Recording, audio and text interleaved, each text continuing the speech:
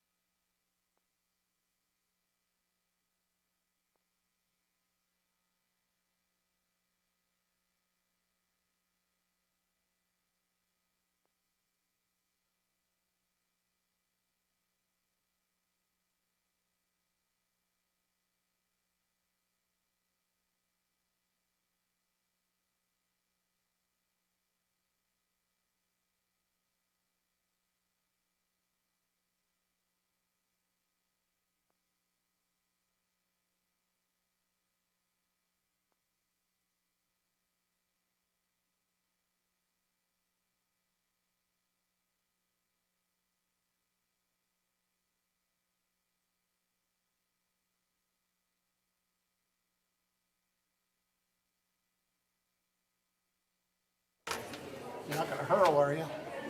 I'm honestly, I might. So if I get up, it's Hydrate. not for any reason.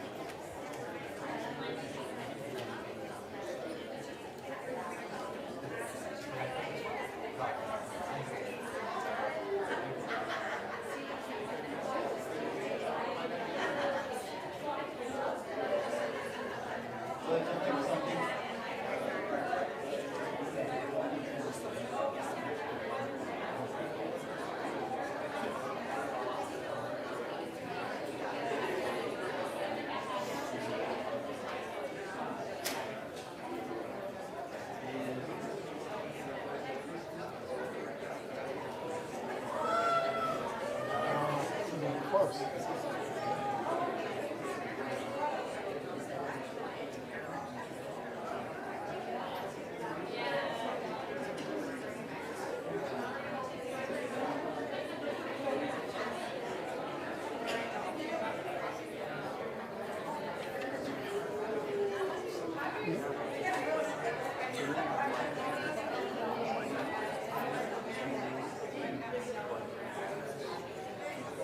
Take a look in a second. See that it's not obvious.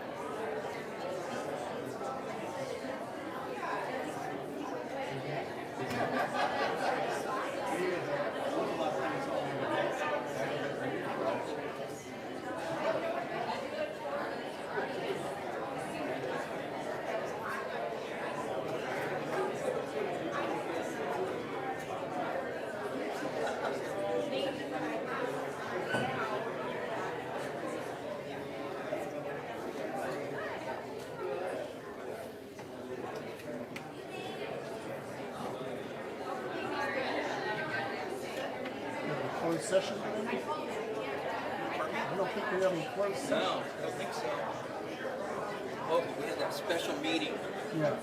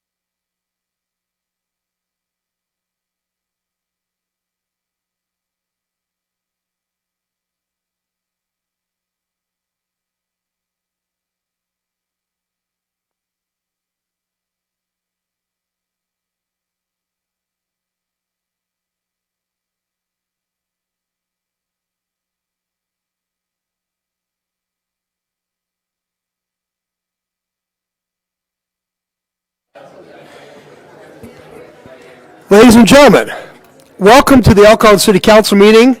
The meeting is now called to order, and I'd like to ask our city clerk to please call the roll.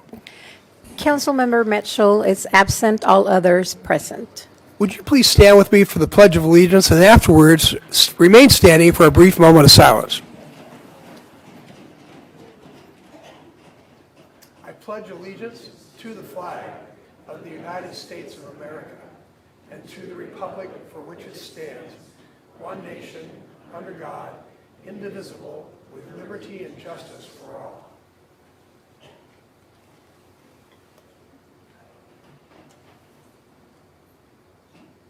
Thank you. The city clerk posted orders of adjournment of the March 11th, 2025 meeting and the agenda of the March 25th, 2025 meeting in accordance with state law, city council, and housing authority policy. There are no presentations on today's agenda. Staff, do you have any agenda changes? No, sir. Council? Okay.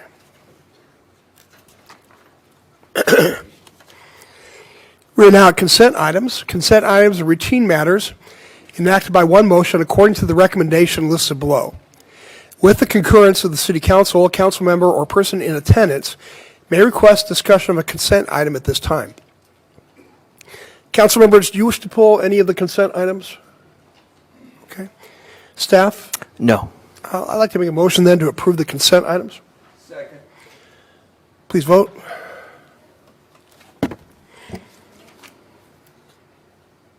And for the record, sir, there were no speaker cards for consent items. Thank you. And motion carries by unanimous vote of those present. Okay. We're now at public comment. At this time, any person may address a matter within the jurisdiction of the City Council Housing Authority, successor agency to the Elkhorn Redevelopment Agency that is not on the agenda. Comments relating to items on today's agenda are to be taken at the time that the item is heard.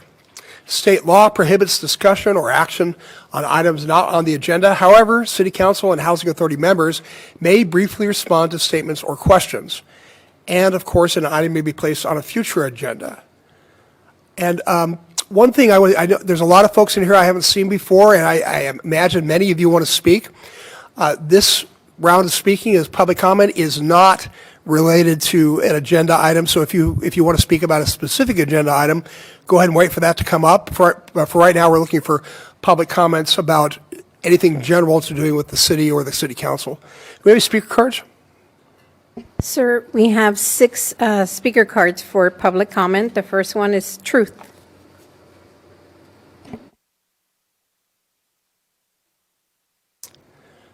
Hello, Truth. Welcome. Icon. There you go. Hi, everybody. Of course, I'm first.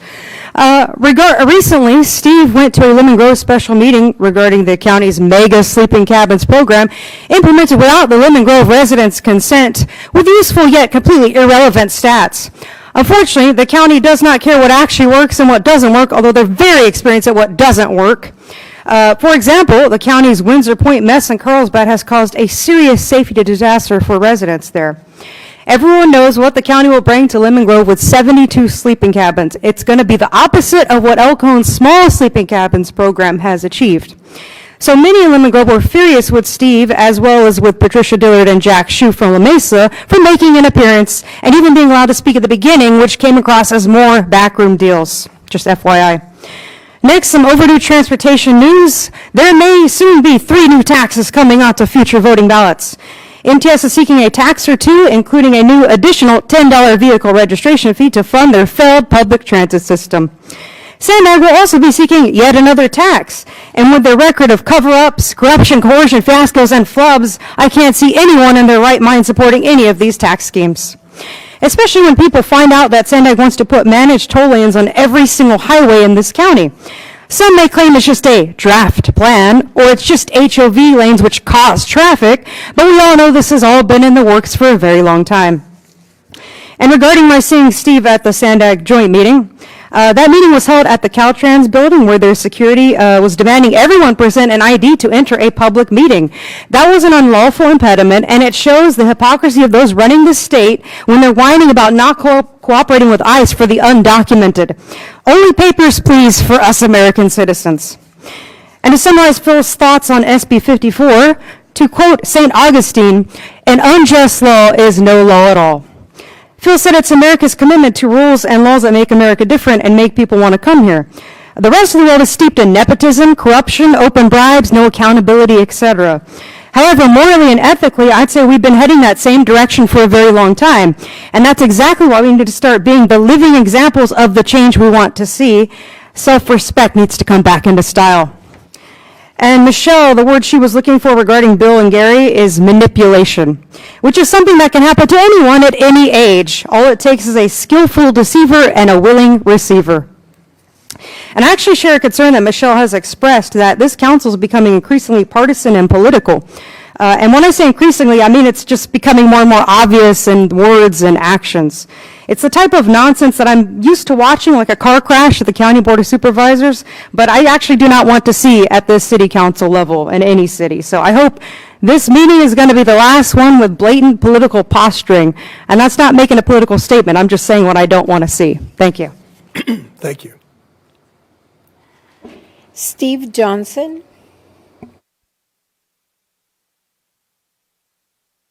Mr. Johnson, are you here? Oh, back there. Take your time.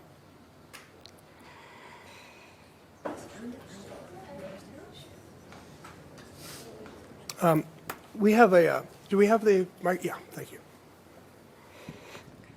Hello, Mr. Johnson, how are you? Thank you. How are you doing? See if that microphone's working. Okay. Testing? Yeah, we can Better? hear you. Okay.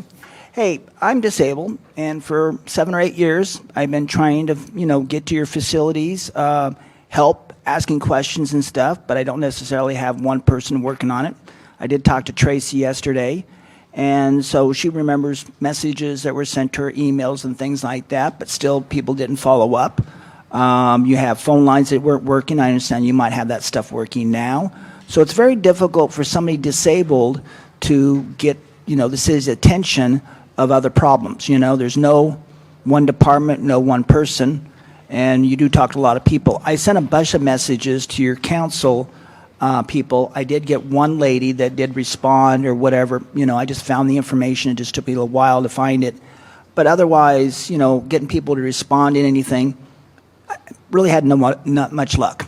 Not knowing who really to contact. And Bill Wells, I try to get a hold of you, I guess your office, and try different ways. But like I said, even sometimes your voicemails don't work right either. I don't know how they are now.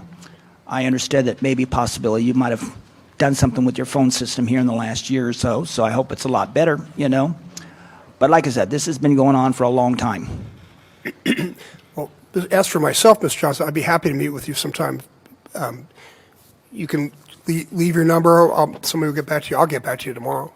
Okay. I'd be happy to meet with you and talk to you. I Was there appreciate- anything specific that you wanted to ask for? Nothing. I appreciate it. Thank you. All right. Thanks for coming, and thanks for giving us feedback. Okay, thank you. Next speaker is Helen Zamora.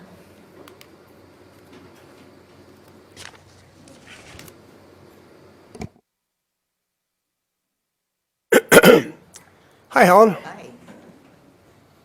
I'm here on a totally different item. We are, I hope you guys know, celebrating the Olaf Weghorst birthday on April 30th, and we would like to and make sure you guys are all invited. It's going to be a big celebration, and we are hoping to have a big turnout, so that's all I'm here for. What One time more is it? thing. We would like to know if you could make a proclamation for a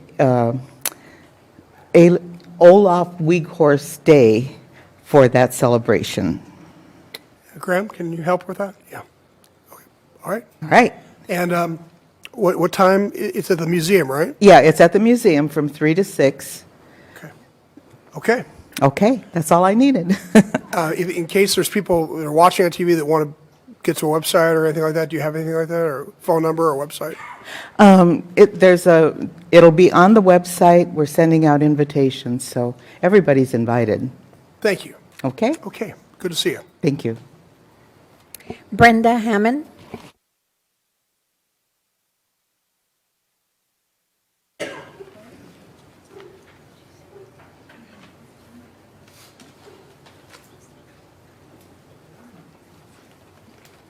Hey, Brenda. Hi, Graham, Mr. Mitchell. Happy spring. And I'm missing a couple colors, but I ran out of breath. So just to remind you that red and blue make purple. I know that's not a very good purple, but that's all I had. So and then you'll hear more later, but just remember that. Because this is after all, the United States, red, white, and blue. Thank you. Thank you, Brenda. Stephanie Cajon. Hello, welcome. Thank you. Good afternoon. And for those of you who are not here, well, first of all, I'm here to speak about the concern about partisanship. And just to give you context for my comments, a couple of weeks ago, I believe it might have been Martha that talked about the elephant in the room. Was that you, Martha? Martha? Ma'am? Anyway, it doesn't matter. I brought my elephant. She brought an elephant for y'all last meeting, and I brought mine. And she talked about the elephant in the room. And I wanted to clarify, my understanding of the definition is a big issue that's so obvious to everybody, and everybody sees it, but no one wants to talk about it because it's controversial or difficult. So for me, the elephant in the room is, why has this council recently become so partisan?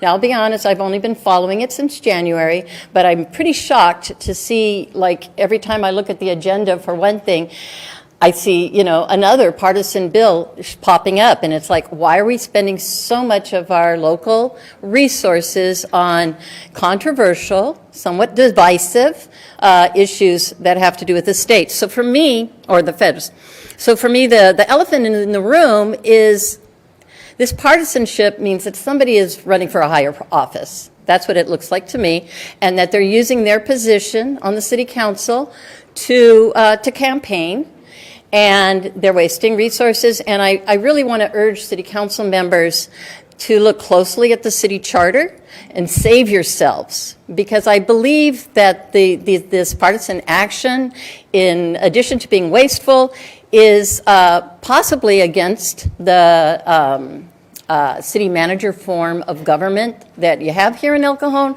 which is intended to avoid that and keep a professional city governance that is spending its time on the important issues of the city and not spending time on, as we'll see today, even irrelevant larger issues that aren't within city governance. So I'm sorry I can't give you my elephant, because my grandkids still like it for nap time, but a moment of zen for everybody. Thank you. Last speaker for public comment is Daisy Molina.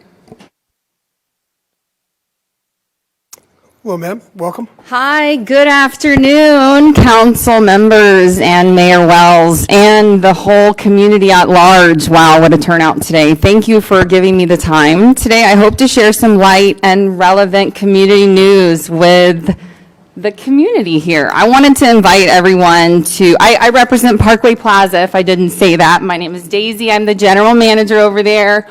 I started after COVID, and we're really doing what we're trying to do to get the community aware of what's going on at Parkway Plaza. So we have a couple events I wanted to share. The first one is April 5th, we'll be hosting our standard Easter egg extravaganza. We are looking forward to games, giveaways, support from Regal, Pandora, Box Lunch, and Parks and Rec. So come out, get the kids out. It's at the beginning of spring break. That's when we usually land it. It's a free community event. There will be giveaways. Just wanted to make sure everyone had that on your calendar. Then we have April 12th, the next Saturday. This is back-to-back Saturday action, y'all. we've got our first ever Eid festival. Now tell me you don't know what Eid is. Come on over to Parkway. We got some education for you. We're also going to be having some vendor markets. Looking forward to bringing the community together on this first ever Eid festival. It's relevant for the community. I appreciate everyone coming out. I'll be there at both events. I look forward to seeing everyone. Thank you, guys. Thanks for coming. Sir, we did receive one more speaker card, with your permission. Thank you. It's Bryant Brumbaugh. Hello, sir. Welcome. Hey, good to see you, my friend. I did tell you that I'd sneak in here at some point. You know, it was actually about 3 years ago when, in the height of the COVID epidemic or pandemic, you had the Freedom Rally out there, and that was the first time that I had a chance to see you speak, and it was a good experience. Thank you. Seems like a lifetime ago. You know, I was just actually in downtown, and you know, ironically, you know, campaign ads, whatever. Litter is what it boiled down to. You know, this particular one is for the upcoming, you know, people in San Diego County with how Nora Vargas vacated her responsibility. She left town. Okay, so there's obviously going to be several people that are vying for that seat. And you know, the message that I told you when I wanted to create a better world, I am not kidding. And what it boils down to, you know, what everybody in the room here is going to agree upon is to essentially take the money out of the political campaigns. This particular piece of garbage, not talking about the hate, but I'm just talking about the litter, ad paid for by the San Diego Working Families Against Paloma Aguirre for Supervisor 2025. I mean, I'm a working man. Working families, I support them, American workers, that type of thing. But what I am noticing is really our country, we're falling into disrepair in a lot of ways, okay? I've expressed it as being really the fruits of this, as this expression has been going lately, it's coming out to be pretty much not edible, or I mean, it's a waste. Okay, we need to change a lot of things, and if the citizenry decided to be engaged, to provide the platform based on the Republican form of government, where they seeked political campaigns, guidance from people maybe that have their same values, people that everybody likes to follow each other on the social media, you know, we could kind of go along that route, but them providing the platform, you know, taking the big money out of political campaigns is going to finally solve, obviously, that campaign finance reform. It's going to allow these people's voice to be heard. They're going to realize they're going to have to listen to each other as well. They're going to realize maybe if they are 90 degrees, 180 degrees opposed to the vast majority of the people in their community. Okay, and this can be done. It was the same message that I was trying to get out, you know, 2020. But you know, there is an opportunity here, and I'm glad to be here. I wish you the best of luck, sir. Thank you for coming.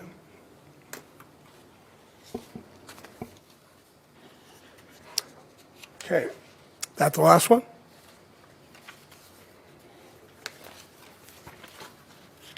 Okay, well, everybody is here for item 12, and so I'm going to move item 12 up to be our next item. We'll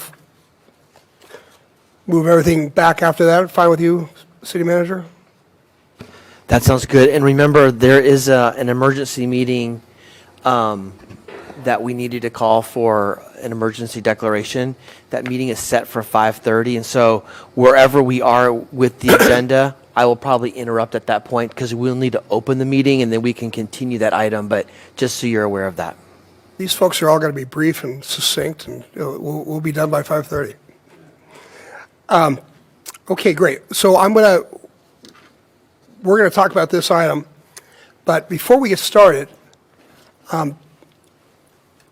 when we have this many people in the room, sometimes the suggestion is to cut the speaking time down to 1 minute. I'm not going to do that. We'll make it 2 minutes. I think that should be enough time for everybody. And if somebody needs a few seconds more, then we'll work on that. But let's try to keep everything to 2 minutes. And let's go to this item. The second and last item 12 is regarding a resolution defining anti-Semitism and promoting the non-discrimination of all residents. And our city manager, Graham Mitchell, will tell us about this. Thank you, Mr. Mayor and members of the council. If we can get my presentation up, that'd be great.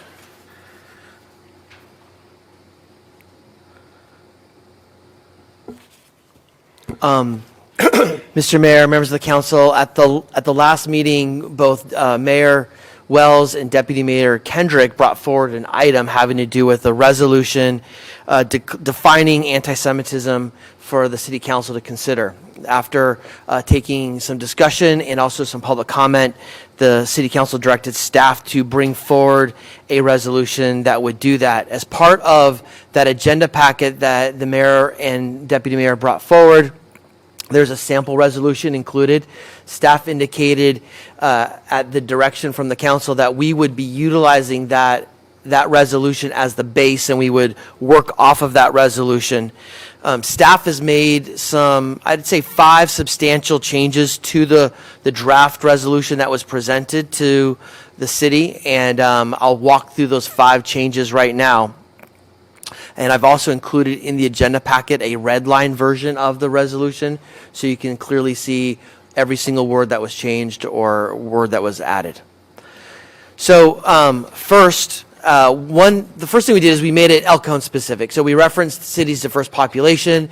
We also called for the non-discrimination against all, and this is Mr. Kendrick's direct words, minority groups, refugees, immigrants, and asylum seekers. So that was included as part of the resolution per the council's direction.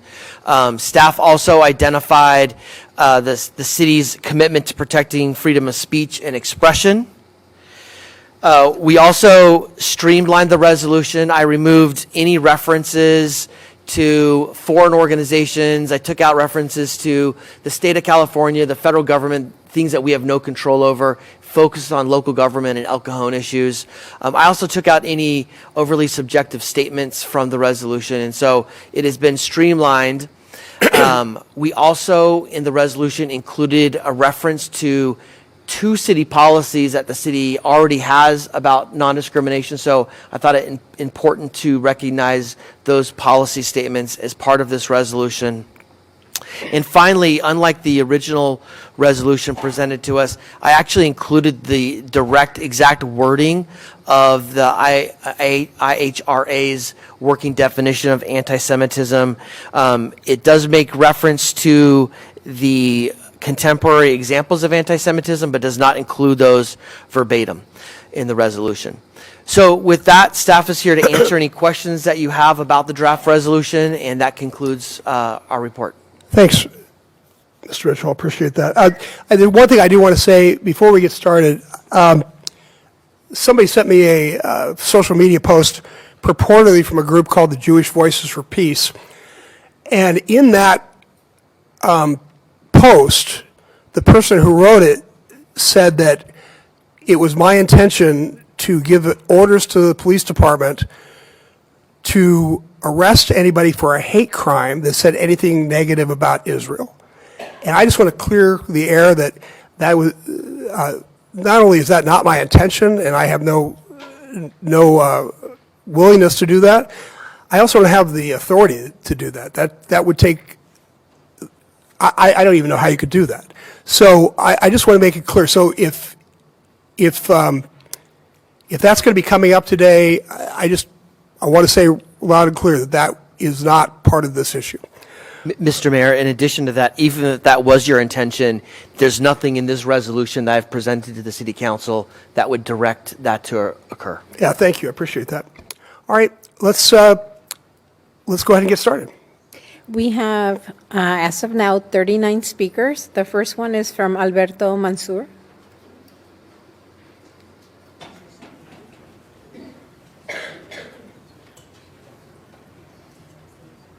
Perhaps the next speaker can get in line. That would be Julie Littman and then Michael Simon. Hello, sir.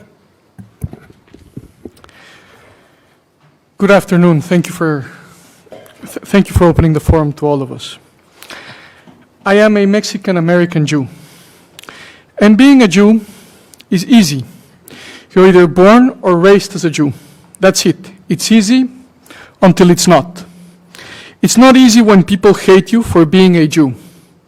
Not because of who you are, because of what you are. Being a Jew is being hated by people on the left and on the right for much the same reason. Our otherness. Us Jews are the perennial others, the OGs.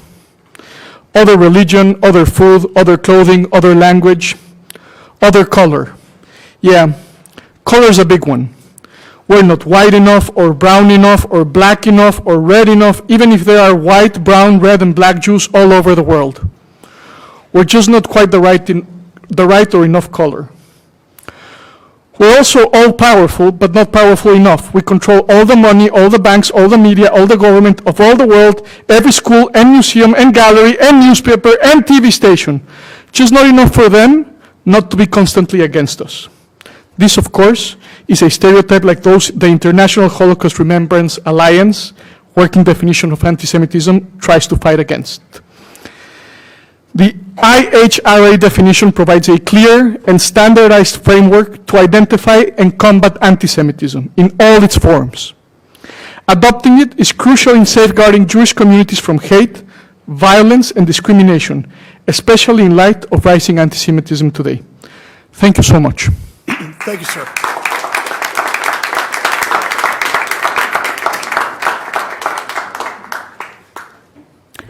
Hi, my name's Julie Littman. Before moving to California, I grew up in Pittsburgh, Pennsylvania, where in 2018, my mother's closest friend, Joyce Feinberg, was murdered. She was executed by an anti-Semite at the Tree of Life Synagogue where she was worshiping. So it's in her name that I came here today to just tell you that anti-Semitism is very much alive. It's not a thing of the past. I stand here as a Jewish woman who believes in justice, compassion, and the fundamental right for everybody to live free from hate. The adaptation of the IHRA definition of anti-Semitism is not simply a symbolic act, it's a moral imperative. Anti-Semitism is a present-day crisis, and it's growing. Jewish communities, like many others, like all others, deserve to feel safe, respected, and valued. And when we let hate go unchallenged, and when we let prejudice and false accusations fester, we all suffer.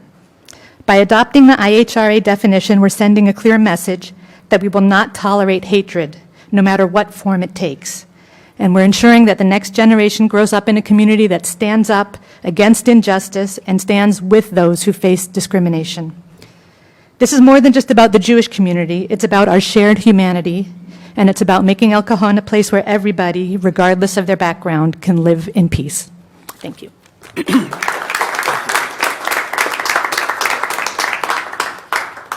Well, sir, welcome.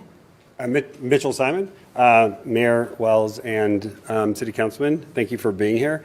So we just mentioned about letting hate go unchallenged. I was wondering how many of you have children in college or have had children in college. My son is at the University of Oregon, and I came back from a trip from Israel and gave him a beautiful Jewish star. Past October 7th, he won't wear that star because he's afraid. Imagine your son or daughter in college wakes up asleep in their bed at 2 o'clock in the morning, and there are a group of students hurling paint and breaking windows and throwing furniture and shooting fireworks at their building. That happened about 6 miles away at San Diego State just last month. Not only that, the students that were throwing garbage were giggling, celebrating, ecstatic about the damage they were causing. Not only that, the students were yelling, "Death to the Jews."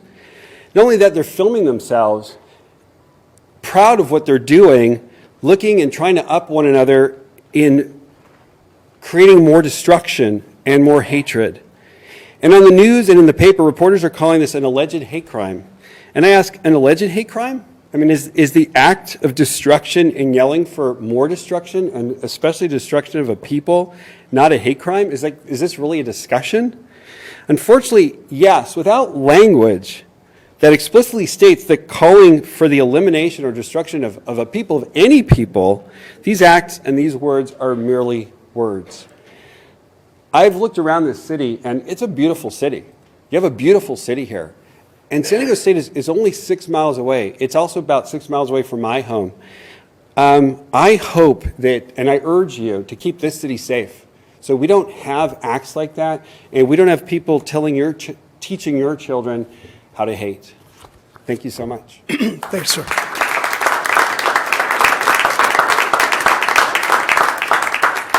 The next three speakers, and if you guys could please stand in line and be ready to speak, it would make it easier for us, please. The next speaker is Raquel Jacob Almeida, Nicole Ramirez, and Talia Gold.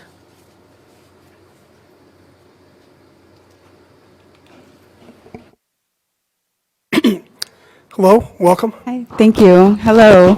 My name is Raquel, and I am part of a small group we've called Voices for Palestine.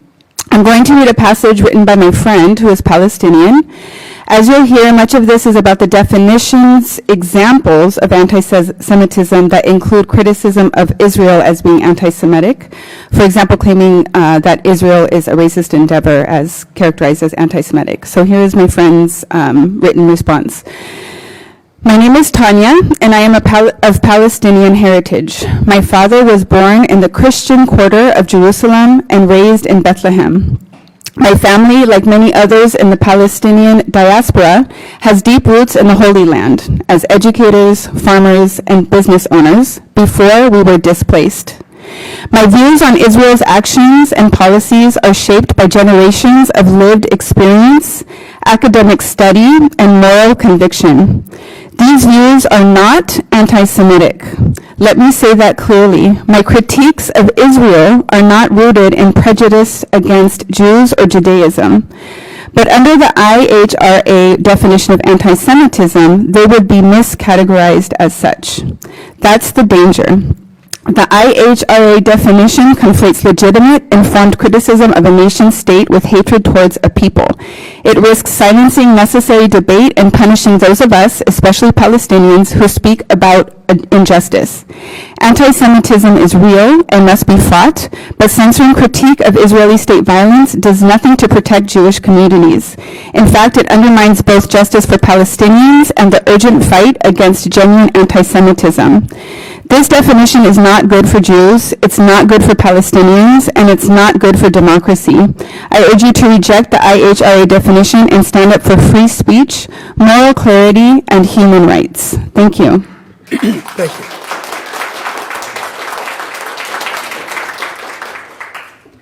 Well, sir, welcome.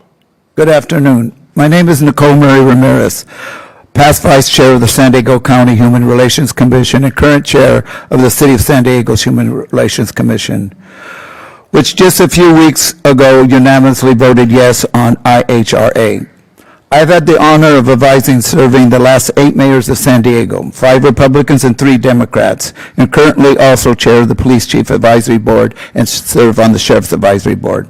I stand before you today as a Latino, as a Christian man, because I've heard so many wrong arguments that the IRA definition focused too narrowly on anti-Semitism while neglecting other forms of hate and discrimination. As a person of color, I can tell you this is not true. But I can also absolutely tell you that the hate crimes against the Jewish community is at an all-time high. Just a few weeks ago, swastikas were spray painted on a Jewish synagogue and 2 Christian churches. Jewish students are not safe at our region's colleges and universities and have been threatened and harassed. Nazi hate material have been plastered around Jewish neighborhoods and temples, threatening Jewish families. In my over 60 years of state, county, and city service, I have never witnessed such hate and threats towards the Jewish community. And now more than ever, we need the IHRA, as I strongly believe that adopting the IHRA definition will encourage greater attention to all forms of hate and discrimination. As a Latino and Catholic man, I have been on the other side of hate and bias all my life. So I and so many others stand with the Jewish community, which has not faced such hate and attacks since the Holocaust. Thank you for your consideration.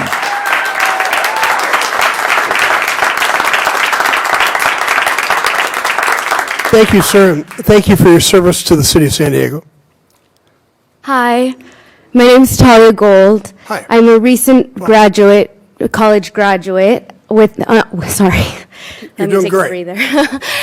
I'm a recent college graduate with honors for writing a thesis on anti-Semitic ideology. And I wanted to bring up a point that I don't see going around very often. With every new age society reaches, anti-Semitic expression morphs to encompass the perceived societal ills in a community. Today, the issue taken upon by the social justice community is white colonialism, and their target is the Jews. Zionism is misperceived as a colonial movement when it's a movement focused entirely around Jewish self-determination. I'm not here to talk about Israel, but I would be doing my community a disservice by abstaining from mentioning that anti-Israel sentiment is not the same as anti-Zionism. One can be anti-Israel and not be anti-Semitic, but one cannot be anti-Zionist without being anti-Semitic. Zionism is inseparable from Judaism and Jewish culture. In the early 1900s, the most widely spread piece of anti-Semitic propaganda, which is still being used it's still being used and circulated, began circulating, which delineated a forged plan of Jewish world domination. The document in question was titled The Protocols of the Elders of Zion. I ask you then, if Zionism wasn't inherently a part of Judaism, why did Sergei Nilus, the thought author of the forgery, name them as such? Why didn't he name them the Protocols of the Elders of Judah or the Protocols of the Jewish Elders instead? Zionism is so deeply ingrained in our being that even the world's most notorious anti-Semites have included it in their rhetoric. And so I ask you to please adopt the IRA definition that includes anti-Zionism into anti-Semitism and help protect the Jews of San Diego. Thank you. Thank you.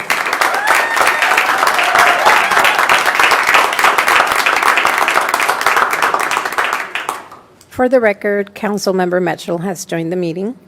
And the next three speakers are Romy Neustand, Fabienne Perlot, and Os Laniaro.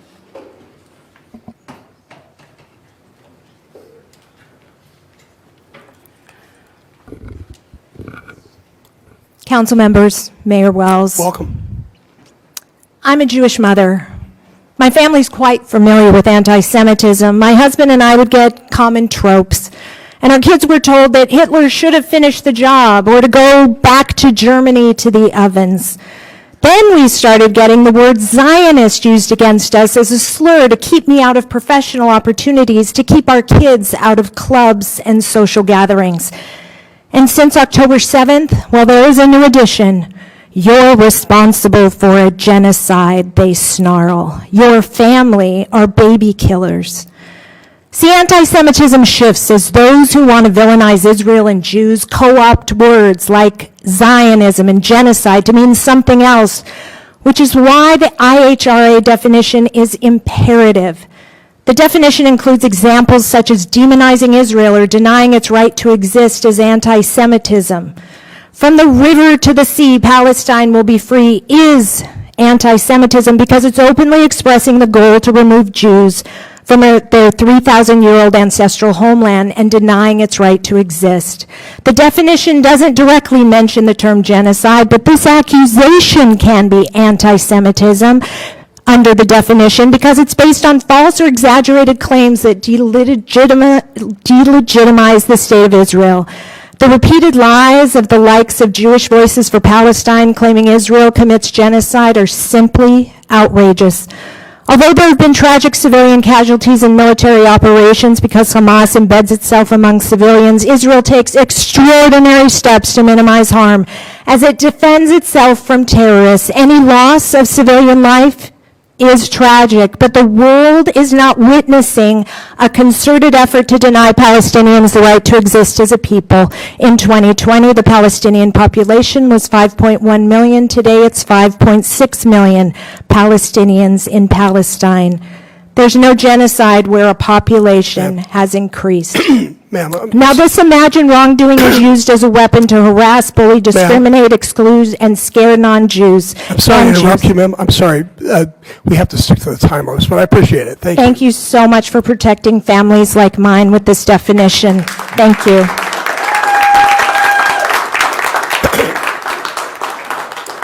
Hello, Good welcome.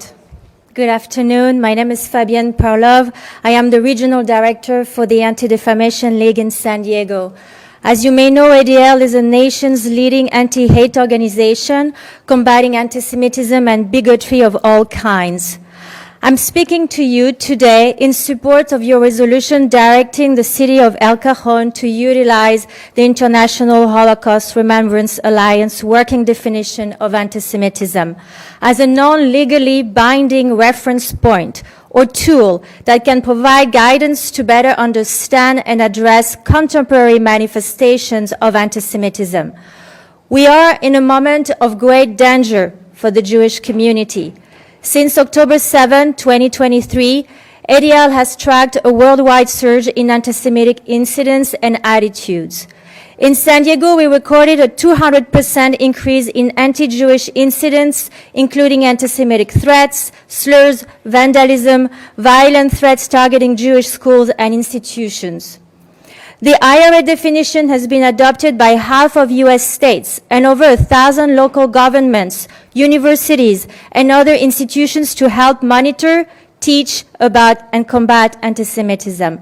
In this moment, this resource is critically needed. The IRA definition does not prohibit criticism of Israel.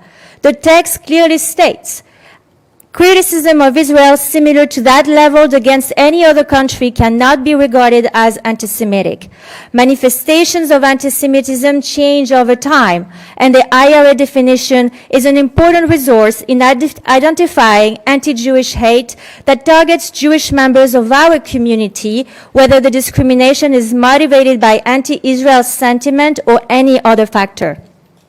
We thank City Manager Graham Mitchell for introducing today's resolution and encourage all council members to adopt this important language, which is not a substitute for new laws, but critical guidance on how to assess and educate on anti-Semitism in today's climate. As a member of the Jewish community, I hope this will lead to continued action to understand anti-Semitism today and work towards greater inclusion, belonging, and respect for all communities. Thank you for your consideration. Thank you.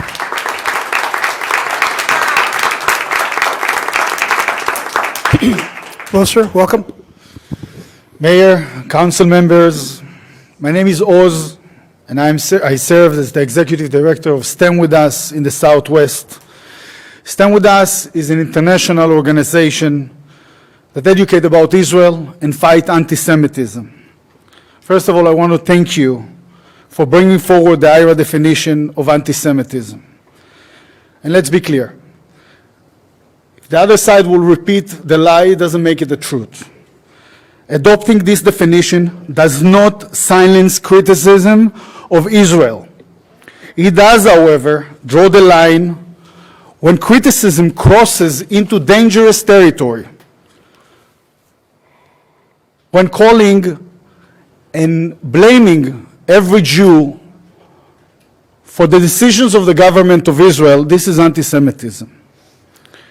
You may hear from organizations today that oppose this definition, but many of them, including Jewish Voice for Peace and CARE, have consistently downplayed or even excused anti-Semitism only when it targets Jews who support Israel. That is not peace, that is not justice, that is not safety for our community. We're asking you today to adopt the IRA definition. It will send a strong, clear message that El Cajon stands against anti-Semitism in all of its forms. At a time when anti-Semitism incidents are in the highest level in history, including right here in the San Diego County. This is not symbolic. It's essential. So thank you again for your leadership and for standing with the Jewish community. Thank you, sir.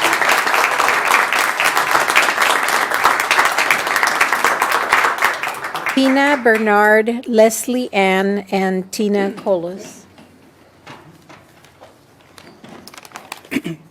Hello, welcome. Thank you. Can you hear me? Yes. My name is Tina Bernard. I was raised Christian, but embraced Judaism nearly 20 years ago. My mother is German. She grew up during World War II, and my grandfather and great-grandfather were Nazis. My husband is Native American. So together, we deeply understand the history of anti-Semitism and bigotry.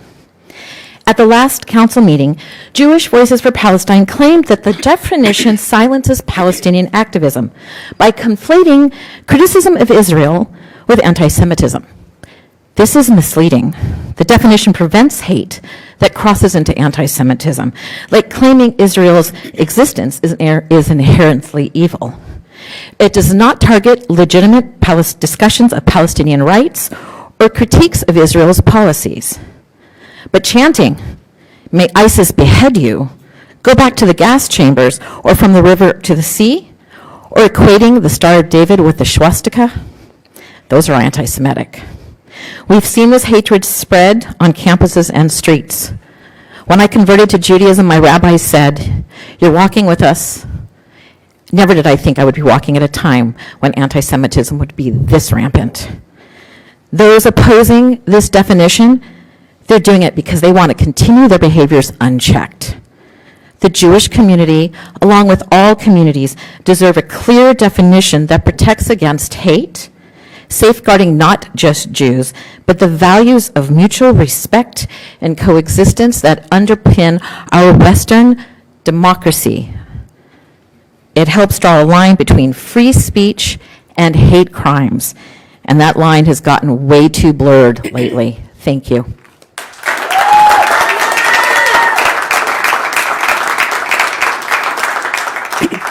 Welcome. Thank you. Good afternoon. My name's Leslie. Today I want to speak about the IRA definition of anti-Semitism and how it has deeply affected me and my family.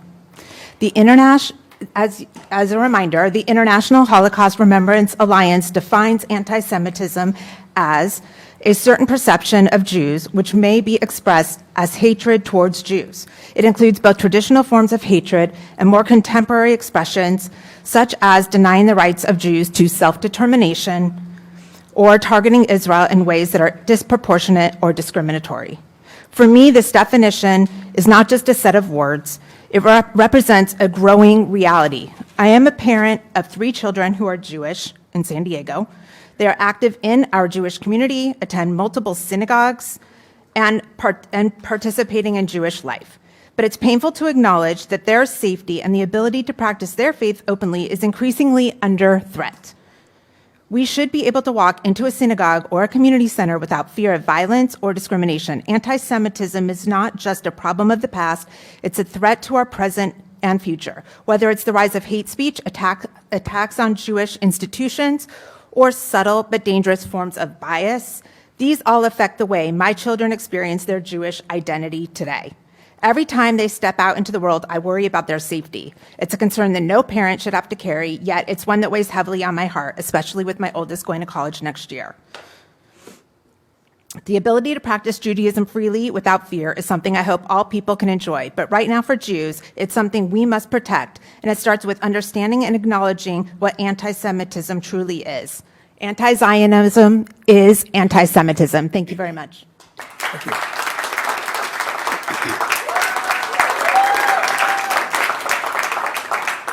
Welcome. How are you?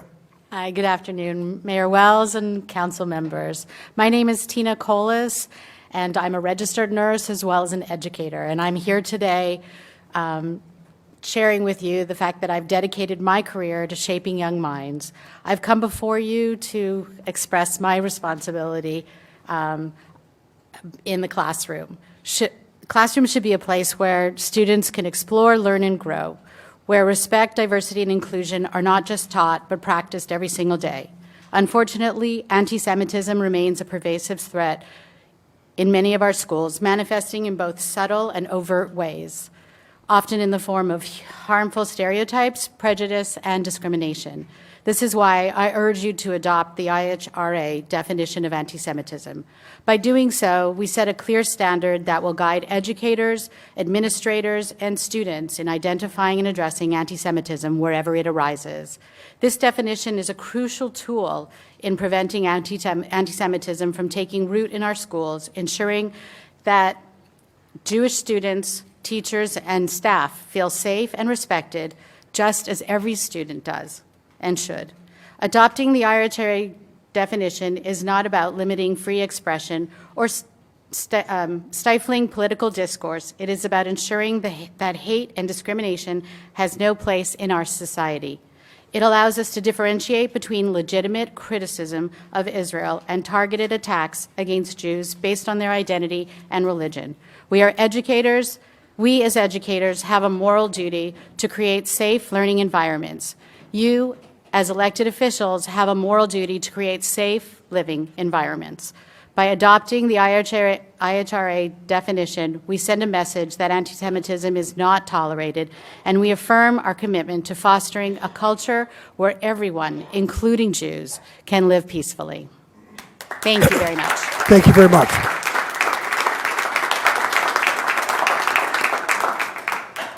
Stacy Wax, Lara Stone, and Esther Hogue.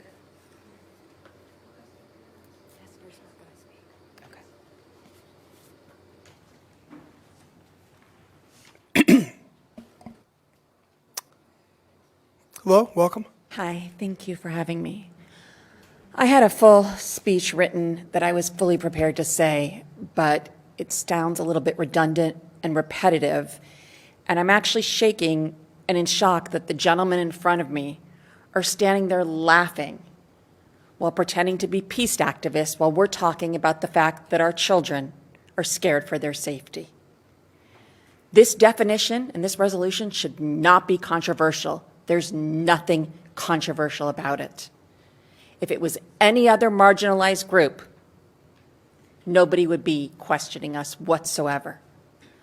So I am coming to you as a mother. I have deep roots in this community. I have 4 children. My children have all experienced anti-Semitism firsthand. My son had swastikas were drawn on his car and on our property. My daughter had her mezuzah torn off the door of her college dorm. Then she has been constantly targeted since October 7th for her vocal support of the hostages and bringing awareness to the atrocities.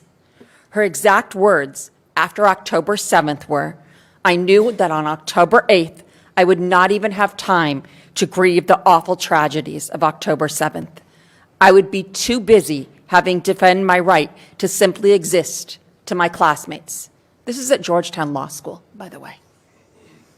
And that's how I feel right now, like I have to simply explain my right to exist. And that is not America, and that is not what should be happening in 2025. So I ask you, please, let's commit to naming this what it is. It's anti-Semitism. Let us adopt the IHRA definition and make it clear that anti-Semitism, no matter how it disguises itself, has no place in our society. Thank you. Thank you.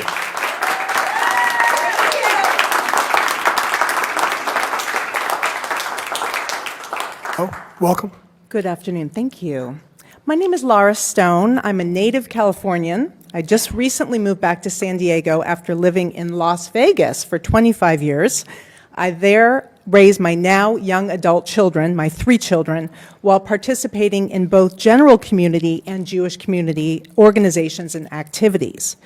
My children have all recently attended colleges all over the country, and they have all encountered and experienced different varieties of anti-Semitic incidents and hate speech. Today, why do we need a definition for anti-Semitism right now? There is an anti-Semitism crisis surging through America. You've been listening to this all afternoon. Jews comprise of approximately 2.4 of the American population, but they manage to suffer more than 60% of all religiously motivated hate crimes. Today, we seek to incorporate the International Holocaust Remembrance Alliance definition of anti-Semitism as adopted in the USA in 2019. This definition has the vast majority of support from the Jewish community as the consensus-driven definition of anti-Semitism. It has been adopted by more than 95% of all major Jewish organizations. Additionally, this definition has been endorsed and adopted by 1,100 entities worldwide, 43 countries, 37 U.S. states, and almost 100 U.S. cities. Today, I ask for the city of El Cajon to join in this movement of protecting the Jewish community and adopting the IHRA resolution. Thank you. Thank you.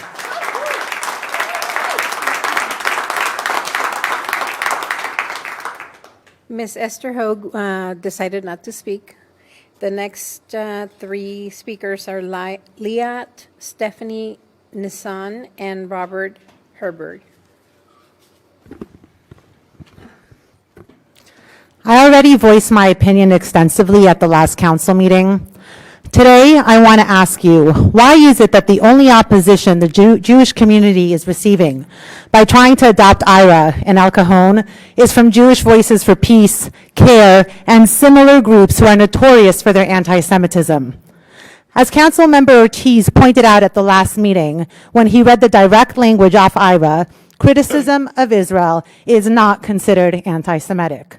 One can disagree with Netanyahu's approach or Israel's strategy in their current war, but as per IRA, denying Jewish people their right to self-determination by claiming that the existence of the state of Israel is a racist endeavor, or holding Jews collectively responsible for actions of the state of Israel, is considered anti-Semitic. JVP and CARE are threatened by IRA being adopted because they want to keep being allowed to post signs that say "No Zionists Allowed" on campus libraries to keep the Jewish students out. And they want to be allowed to continue to target Jewish students by publicly naming and shaming them for being Zionists.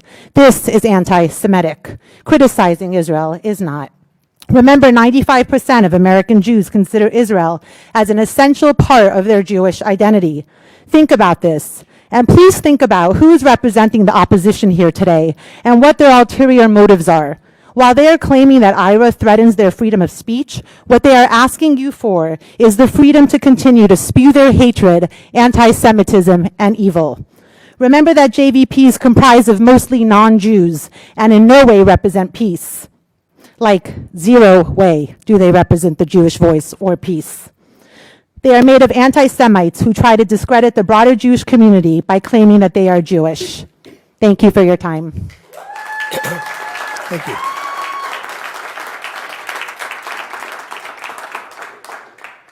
Hello, welcome. Hi. Thanks for having me. My name is Stephanie Nissan. I'm a proud native of San Diego. Actually, my nonprofit dog rescue that I founded is up the street on Avocado. And when I was in elementary school, I was one of the few Jewish students, often the only one in my classes. I remember my desk mate who insisted I write the word Jewish on all of my belongings so that he wouldn't touch them, because to him, they would then become dirty. That student faced no consequences, yet this is a scar I've carried with me for my entire life. As I grew older, anti-Semitism followed me. Often people didn't realize I was Jewish, and I would hear horrific comments or so-called jokes about Jews. Today, I make it a point to wear several Jewish stars so that my identity is visible. And for that, I've been yelled at, I've been spit at, I have been treated as though my very existence is a provocation. We are living in a time when anti-Semitism has become completely normalized, where we constantly hear phrases like, Hitler should have finished you off, or go play in an oven. Let me be clear. This level of hate would not be tolerated if directed at any other group of people. I share my story not for sympathy, but for awareness. No child should grow up feeling ostracized because of their faith. No person should feel unsafe for embracing their identity. And yet, this is our reality. But it doesn't have to be. Change begins with us, and it begins right here in El Cajon. By adopting the IRA definition, you are protecting Americans against hatred. It's as simple as that. Thank you. Thank you. Welcome, Pastor Herbert. Good afternoon, Mayor Wells and council members. My name is Robert Herber. I'm a Christian pastor of a local church and also lead a family of churches in the region, and I'm in favor of this. And I think it's always right to stand against hatred, aggression, persecution of any people. But my job is to share the scripture. And Genesis 12, God clearly shares to Abraham and his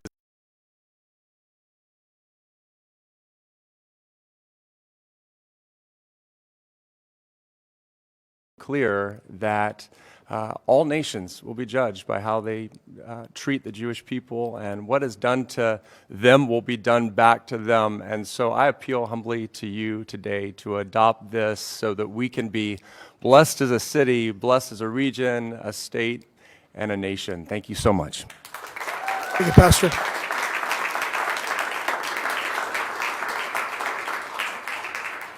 We have 22 more speakers. Next three, Shelley DeLeon, Scott Meltzer, and Dan P. Hello, welcome. Good afternoon, Mayor and council members. Good to see you again. I was here 2 weeks ago and am honored to be here again. One of the core teachings of Christianity is to love our neighbor as ourselves, and so I wanted to read that from James 2:8. It says plainly, if, however, you are really fulfilling the royal law according to the scripture, you shall love your neighbor as yourself. That is, if you have an unselfish concern for others and do things for their benefit, you are doing well.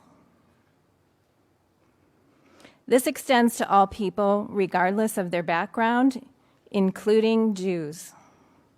Adopting the IHRA definition helps ensure that Jewish communities are protected from hatred, discrimination, and violence. As Christians, we are called to be advocates for justice and to stand against any form of anti-Semitism, which is rooted in hate and prejudice. Christianity teaches that believers have a duty to defend the oppressed and speak out against injustice. The recent rise of anti-Semitism worldwide presents a significant injustice that Christians cannot ignore. We have groups like the Council on American Islamic Relations who are fighting vigorously to keep Holocaust education out of classrooms, and I cannot stand by and allow this to happen. I cannot see the constant hateful anti-Semitism occurring daily and watch idly. Can you? Thank you. Thank you.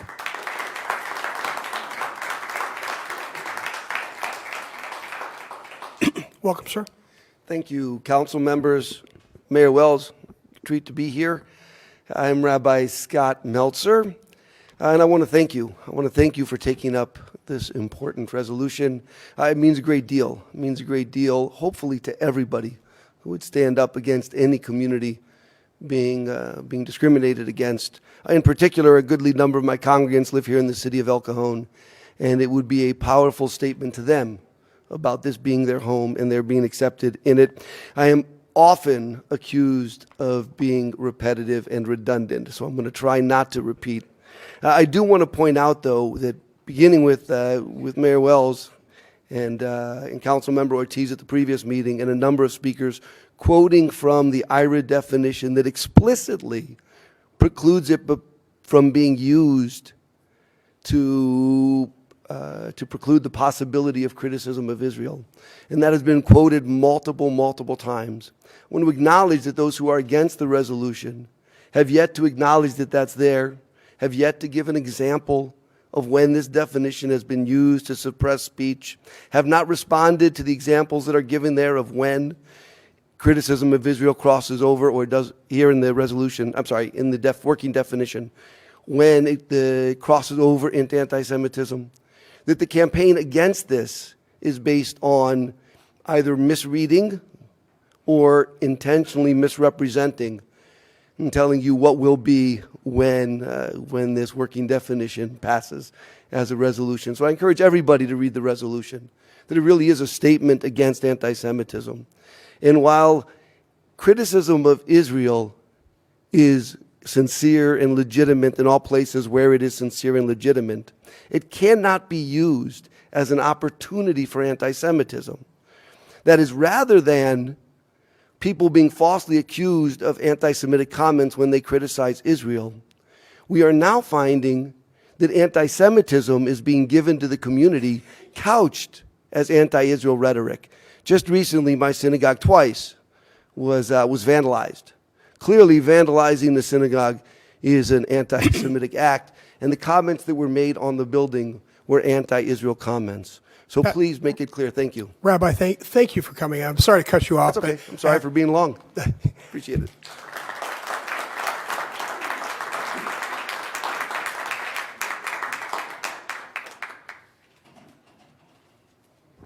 Hello, welcome. Dear City Council, Honorable Mayor Wells, I want to thank you for taking on initiative to draft and act resolution counter anti-Semitism. Anti-Semitism is not just hate, but a hate-driven conspiracy theory. This is why it's so hard to rule it out. 1,000 years ago, Jews were blamed for kidnapping and murdering children and using their blood to bake matzah bread for Passover. Today it sounds completely ridiculous, right? But back in the days, Jew haters fully believed this. Many Jews were massacred based on this story. 800 years ago, Jews were blamed for spreading bubonic plague, and later this narrative was adopted by Nazis. Today it sounds completely ridiculous, right? But back in the days, Jew haters fully believed in this. This hate story caused millions of Jews to be massacred. Today, the Jew hatred takes a new form. Today, they demonize and delegitimize Israel. They spread made-up stories to match the current agenda. When Israel defended citizens, they are being blamed for genocide. When Israelis plant trees, they blame for ecocide. When Israelis make scientific or medical breakthrough, they're accused of some intention to do ethnic cleansing vaccines. Sounds ridiculous, right? But the Jew haters fully believe in this. Every Jewish family was impacted by this. I hear stories from my grandma, how mob with sticks were chasing her, screaming, "We will kill you, Jew." Later, she was lucky to survive the Holocaust, but her grandparents were murdered by Nazis just because they were Jews. I was told by anti-Semites here in San Diego that Hitler should have killed you all. Another Jew hater blamed in Balboa Park that Israel did 9/11. My family attended a synagogue in Poway, which was attacked by a neo-Nazi shooter a few years ago, who believed that Jews have a plan to replace white people in America. Now my daughter decides which college to go based on an anti-Semitic incident on the campus. I would like to ask everyone here to be honest with themselves. Did any one of you or your family ever experience something like this at such a cross-generational extent? This is why we need IRA, Counter Anti-Semitism Resolution. We need people to know about Holocaust. Sir, I'm sorry to interrupt you, Yes. but Thank you.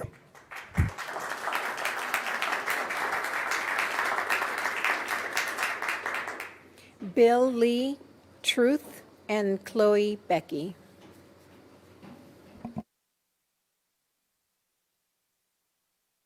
Hello, sir. Welcome. Too. Oh, perfect. Great to meet you. I'm here to speak against the inclusion of the IHRA definition inside your resolution. First of all, I'd like to quote one of the leading authors of the definition itself, Kenneth Stern. He observed that in reality, this definition is being used to oppress pro-Palestinian speech.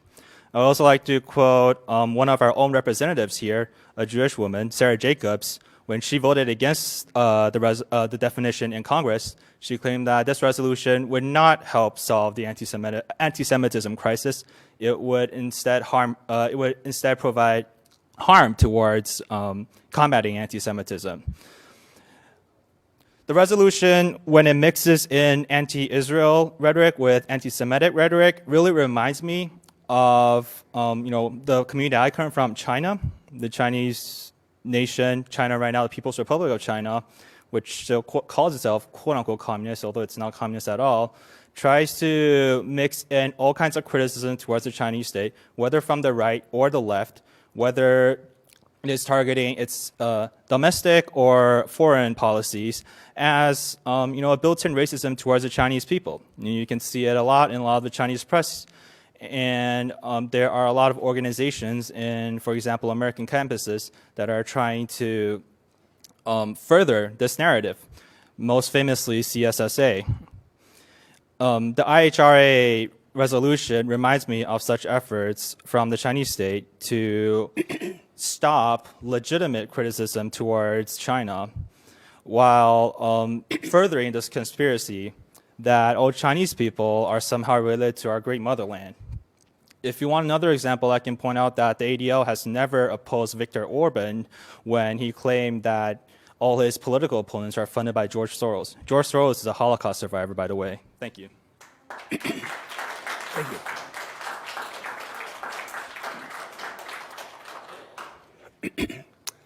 Hello, Truth. Welcome back.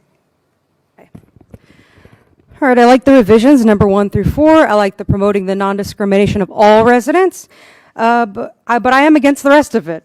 Bill claimed that discrimination is on the streets. Where? Certainly not in El Cajon. Where people are calling for genocide bill is in public office by politicians brainwashed or paid for by Israel to support the eradication of the Palestinian people from their homelands. Don't hiss me. A topic that has been hijacked by socialists and communists who pretend they care now. Ironically, the original IRA definition was endorsed by the United Nations Secretary General, a socialist. The working definition of Semitic by Merriam-Webster is, quote, of relating to or constituting a subfamily of the Afro-Asiatic language family that includes Hebrew, Aramaic, Arabic, and Amharic, end quote. Labeling only Jews as Semitic was created by pseudo-scientific racial stereotype mythologists like CIA agent Carlton Stevens Kuhn. There's some history. The Standing With Us organization helping push this is an international Zionist organization with an over $17.5 million budget based in radical Los Angeles that is standing with a foreign country. Their original name was Israel Emergency Alliance. The SWE was also involved with the World Zionist Congress, which was founded by the atheist founder of Israel, Theodor Herzl. The IRA definition was created by a European Union agency, and 7 of the illustrative examples related to criticism of Israel. Kenneth S. Stern helped draft the working definition, yet he later warned Congress and the U.S. House of Reps that it could be unconstitutional and unwise, and that it could restrict academic freedom and punish political speech. I also have a concern that anti-Semite may become a meaningless ad hominem, just like the word racist has become. And Steve, you were right about if the city flies this flag, it's going to have to fly other flags, so perhaps the next resolution is going to be against homophobia. I'm against this foreign agency-derived definition of anti-Semitic that is inaccurate, unneeded, and possibly unlawful. But nothing here is going to stifle free speech because our resolution is symbolic and political, and paper resolutions do not end hate. Thanks.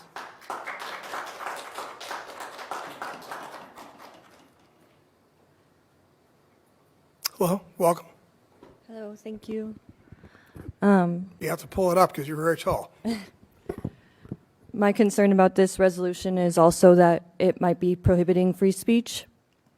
I believe that it's not necessarily meant to protect our Jewish brothers and sisters, but to silence activists and journalists, as we have been seeing happening constantly. I believe we have the right to condemn our own government for continuing to aid and support the slaughter of innocent children and women. Descendants of survivors of a genocide should have the right to protest when they see history repeating itself and murders being carried out in their name. Thank you. Spencer Little, Sila Mansouri, and Jose Cortez. Hello, sir. Welcome. Hello, City Council. My name is Spencer Little. I'm a born and raised El Cajon citizen, and I am here to say that I don't think that this is a fair adaptation of the language to equate any criticism of Israel when we're live streaming, seeing every single day just the annihilation of a people. Today, I saw a 2,000-pound munition dropped on a civilian building, just killing innocent Gazans, not a Hamas refuge. And has anyone here eaten at the Taste of Damascus, which is run by Syrian war refugees? Has anyone noticed in my lifetime the amount of Arabic signage going up in El Cajon? All the people that have chain migrated here because of all the wars we've caused in their countries, they've all come here. And so El Cajon is full of children that are from war-torn countries watching this happen in another country, and now they can't speak their mind freely in the freedom of speech to say what's happening, what they're seeing live streaming right in front of them. We all know what the truth is. We're all seeing it in the live streams every day. That this week alone, an Oscar award-winning documentarian, an artist, was publicly lynched in Israel. He 2 weeks ago, 3 weeks ago, just released a documentary, won an award for it. He's getting publicly beaten. So the silencing of being able to talk about what the truth is happening is what concerns me as an El Cajon citizen. I am not advocating for hate speech. I don't want to see hate speech on the streets of my city. I don't have an ADL script, so I'm just speaking to you from the heart. Thank you for listening to me. Thank you, sir.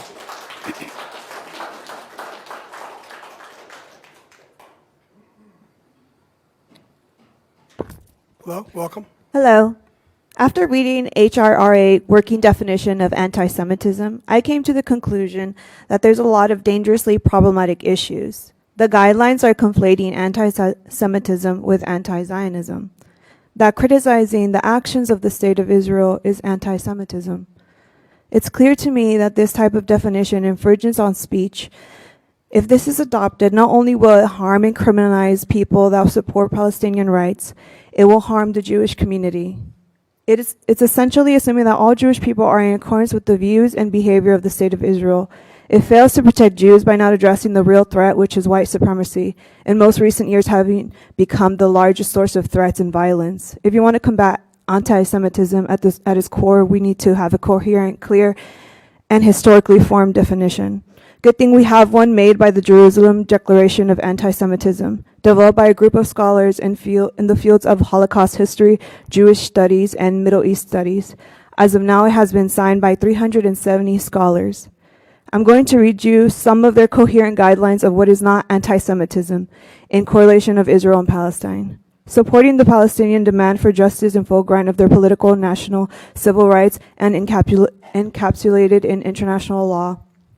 Criticizing or opposing Zionism as a form of nationalism. Evidence-based criticism of Israel as a state includes institutions and founding principles and includes policies and practices domestic and abroad. Boycott, divestment, and sanctions are commonplace nonviolent forms of political protest against states.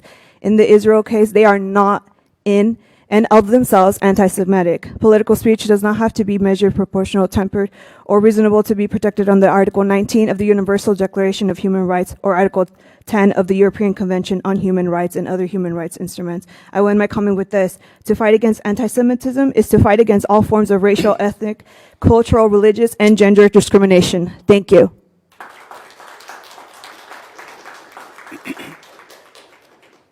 Welcome. I'm going to pick this up a little bit. Yeah, you're very tall. So. Yeah, so I'm a longtime resident of El Cajon. I grew up here. My father graduated from here. I spoke a couple weeks ago, and I got to say I'm really disappointed to see how hasty and very quickly we're moving on a proposal that really kind of exceeds the scope of the local city council and really kind of reduces and kind of divorces the genuine anti-Semitism that's happening even here in El Cajon as recently as July from the very real systems that also affect Islamophobia, racism, homophobia, and transphobia. And we're not doing ourselves a just service by basically divorcing anti-Semitism from those. The IRA definition directly harms El Cajon. The city is experiencing so many problems, I can't even list them all. Homelessness, crumbling infrastructure, and literally that attack that I mentioned on July of last year, right? So why now is this being proposed? Well, the easy answer that someone already brought up is that Bill Wells and the other person that co-sponsored this, Gary Kendrick, are trying to basically earn and capitalize on cheap political capital on an international crisis, an internationally recognized genocide. And so we want to obviously bring up the fact that the anti-Semitic forces, because anti-Semitism is real, we just talked about that July attack, that's real, but we can't divorce it from its actual cause. It's not, we can't conflate it with a political ideology like Zionism. We have to really look at its cause of white supremacy and why these attacks are happening in conflation with the economic situation in this country. We have to adopt a resolution that doesn't, do what the IHRA does. It tries to conflate, at its core, a definition that restricts and reduces discussion. And they say multiple times in this conversation that it doesn't do that, but in practice it actually has. In Massachusetts, at the UC system, lawsuits, not like criminal action per se, although the feds do that with their attacks on immigration activists and organizers for Palestinian liberation. It's actually also just lawsuits that are filed using these kinds of policies as the kind of manufacturing of consent. So I'll end it with this. Please do the right thing. Be on the right side of history. Don't pass a hasty resolution.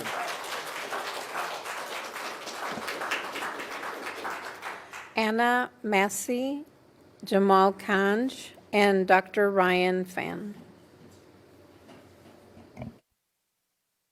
Hi, welcome. Hi.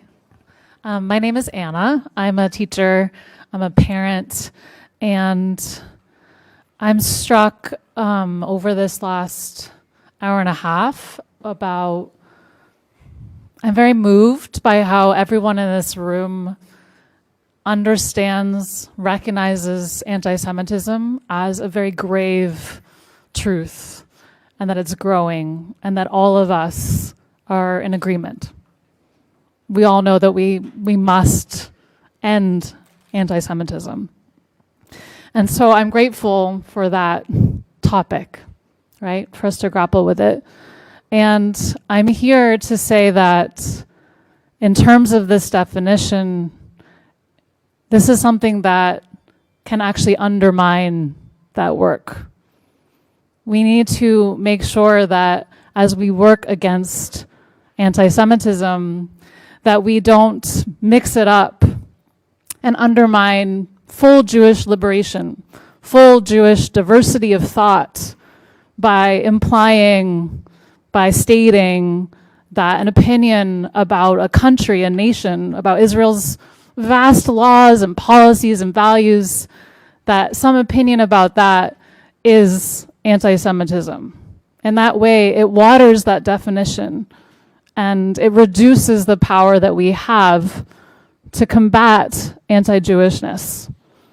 So I hope today that you'll look into your ethics, your critical thinking, your heart, and recognize that, yes, we must work on this, and no, this resolution is not it.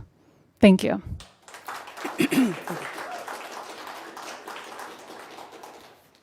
Sir, welcome. 2 weeks ago, I was, like many other speakers, I appealed to your sense of humanity to reject IRA. The mayor closed the discussion repeating ADL talking points, claiming that Israel is a democracy and there is Arab representation in the political structure of the State of Israel. He used the word Arabs, by the way. He did not use the word Palestinians because, like Zionism, he denies the existence of the Palestinian people. Mr. Mayor, you are entitled to your opinion, but your facts are wrong.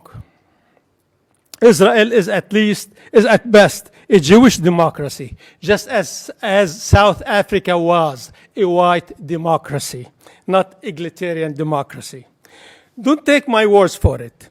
If you might think I am biased, just as I think you are.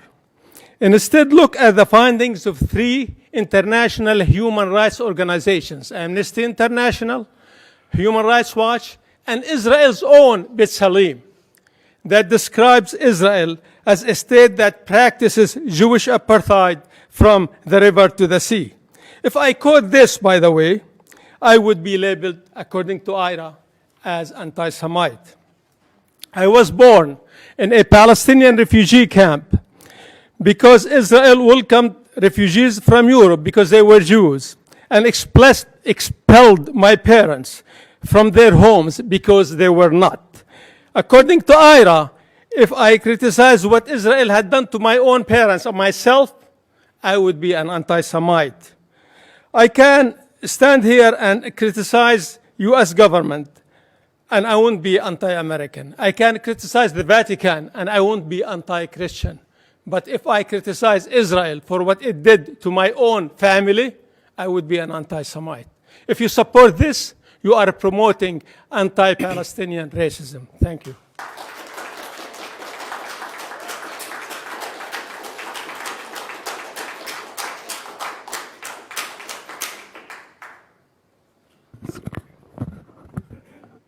Good afternoon, honorable members of the council and mayor. Thank you for this opportunity to speak with you today about this agenda item. I know the discussion's been going on, and I want to point out, yes, of course, anti-Semitism is a real issue, and we should be addressing it. Absolutely. Does IRA do that? Studies show no. My name is Dr. Ryan Fan. I work at the Mejdal Arab Community Center down the street, and we really appreciate the council's thoughtful and nuanced discussion about this ongoing throughout the weeks. Especially highlighting the difference between anti-Semitism and critiques of the State of Israel, as well as concerns about infringements upon First Amendment rights. So, straight up front, we urge the council to reject the IRA definition, partly because it is flawed and it's been weaponized against free speech already. A federal court in West Texas has already found that adopting this definition has enforced the violations of First Amendment rights for students and professors. As a former public educator who worked in Texas, I find it shocking that West Texas has already addressed this issue, but El Cajon hasn't yet. The leading author of IRA definition, Kenneth Stern, who other people have quoted already, I just want to pick out a few choice quotes in an interview from him. The IRA working definition has been primarily used, and I argue grossly abused, to suppress and chill pro-Palestinian speech. It has not, to date, had the transformative effect on data collection and hate crime analysis that was hoped for. Despite claims that this is not a legally binding definition, it's actually already been used, as people have cited. When you're asking institutions and governments to adopt a definition, to enshrine it, consult it, and use it in codes and procedures, that definition is being used like the law. And we know legal protections already exist to address these forms of discrimination. I'm just going to highlight two more things here, and I'll be done. There are numerous Holocaust survivors who've compared Zionist policies to those of Nazi Germany. They would be qualified as anti-Semites under this definition as well. Lastly, I want to point out that a number of the supporters of IRA definition adoption here have said that IRA doesn't conflate anti-Semitism with anti-Zionism, and the other half said anti-Zionism is anti-Semitism. So I'd just like folks to get their story straight. Thanks so much for your time.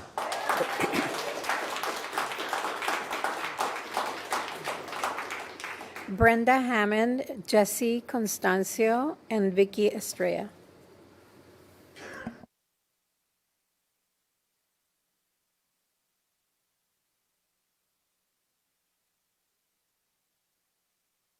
Hey, Brenda.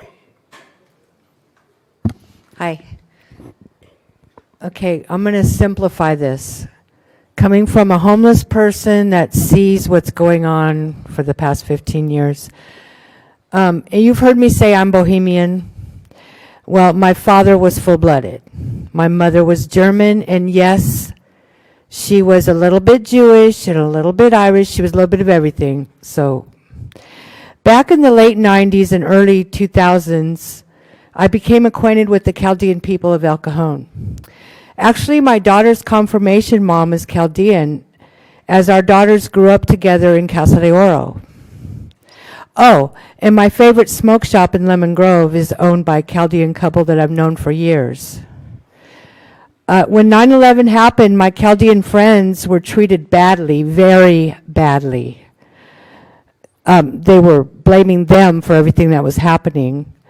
But the good people I know, especially in Lemon Grove, sucked it up and continued to be the good people they are. Now they are respected as good, hardworking people with beautiful families. Here's my point. I don't remember that group coming to a city council meeting and asking for protection, nor do I remember any of my Mexican friends asking for extra protection back in the 70s and 80s. Do you remember those days? What I do see recently is at least two groups of people, color or not, asking cities to waste taxpayer money writing solutions instead of using the city council meetings for what they are supposed to be, conducting the business of the city for all people. And I would like to know if this resolution includes homeless people. Thank you.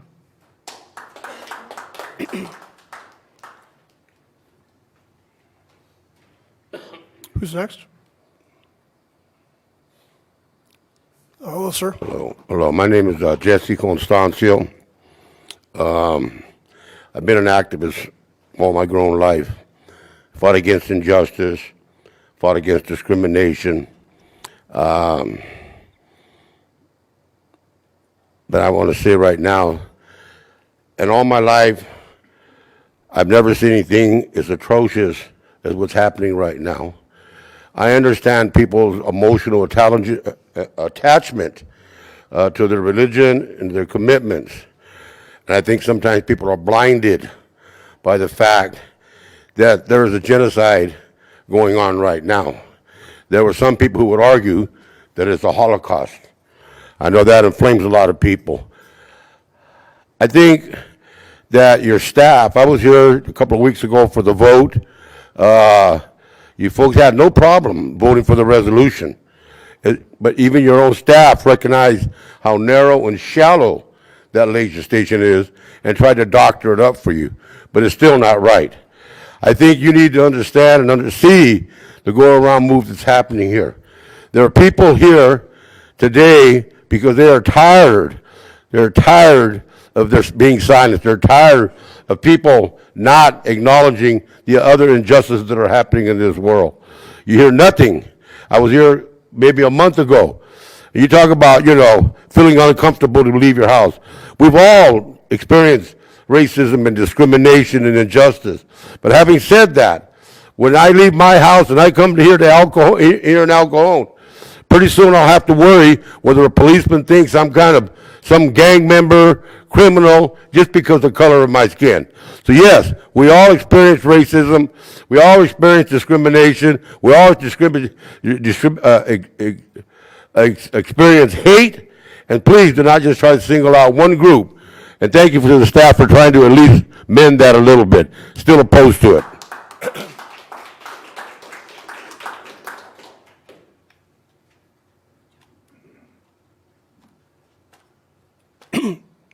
Oh, welcome. Good afternoon, council members and Mayor Wells. This resolution does nothing to keep Jewish people safe. I, along with most of the people in this room, would stand heartily for the protection of all Jewish people. We condemn swastikas and any kind of discrimination. But I think that the present laws that we have that protect blacks, Asians, Mexicans, natives, and Jewish are there for a reason. We don't need this resolution.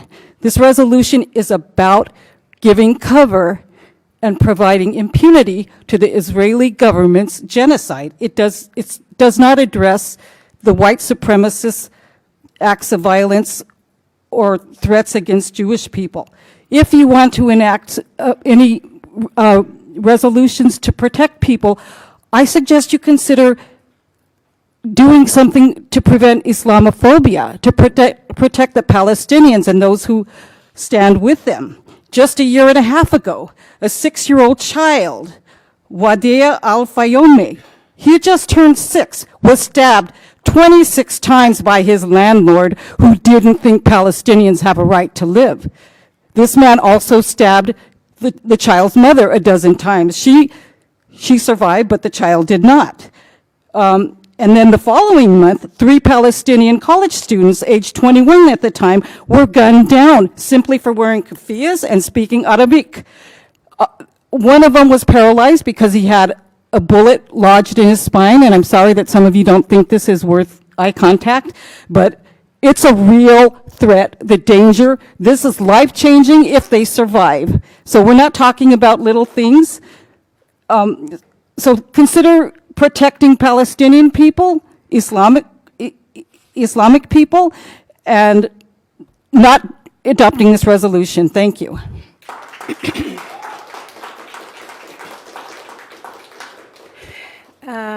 We have 6 more speakers.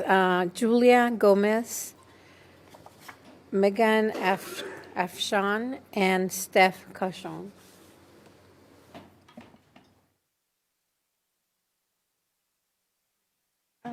Good afternoon, Mayor Wells and council members. My name is Julia Gomez. I'm the interim managing legal director at the ACLU of San Diego and Imperial Counties. Yesterday, we sent a letter to the council urging you to vote no on the city's proposed resolution on anti-Semitism. The First Amendment applies to all of us, including those whose positions do not align with our government's political stances. Any attempt to silence their voices is patently undemocratic. The ACLU staunchly defends the right to criticize domestic and foreign governments. The IRA definition on anti-Semitism is overbroad and incorrectly equates protected political speech with discrimination. It declares, for instance, that, quote, claiming that the existence of a state of Israel is a racist endeavor is an example of anti-Semitism and not protected political speech.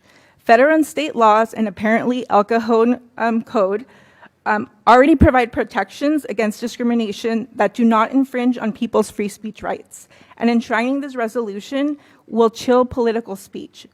It's unsurprising, as someone else already noted, that a federal judge in Texas already held that plaintiffs that were challenging a policy that also incorporates the IRA definition were likely to succeed in their claim that the policy violates the First Amendment. In particular, the judge held that, quote, incorporating the IRA definition of IRA discrimination is of anti-Semitism is viewpoint discrimination because it makes the very utterance of specific content punishable. By censoring and targeting El Cajon community members, the city may be opening the door for the federal government to similarly target and retaliate against community members who may not be citizens, as we've recently seen with students at Columbia, among other institutions.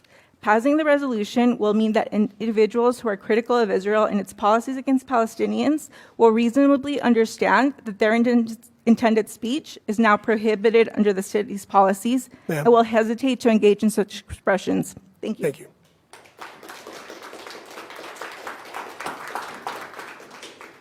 Good afternoon, Mayor Wells, council members, and fellow community members. My name is Mejgan Afshan. I am the executive director and co-founder of Borderlands for Equity. It's a pro bono civil rights nonprofit based here in San Diego. I grew up in East County. I'm from La Mesa. I've spent much of my youth in El Cajon, as well as going to Grossmont College. This is such a misguided resolution. And I think in this moment, I don't envy any of you for the position that you're in, because you're really between a rock and a hard place. What is happening in this moment is an attack against freedom of speech across this country. As somebody had mentioned earlier, the attacks of Islamophobia and anti-Semitism are real. And in the Muslim community, we have seen a over 4,900% increase in attacks against Muslim people, Arab people, Palestinian people, which are not all Muslim. We need to understand that in this moment, we have to continue to serve the whole of the community. And as you know better than I do, all of you serving this, well, you know, I know we might be wasting your time, but eye contact would be appreciated. In this moment, go ahead. In this moment, I would love to be able to say that we don't have that problem at El Cajon, but actually conflating anti-Semitism with anti-Zionism is very problematic, because we have seen Black, Indigenous, Muslim, refugee, migrant, Latinx, Mexican students, and LGBTQ members continue to be attacked. Please don't accept this resolution. Please serve all of the people you are elected to serve.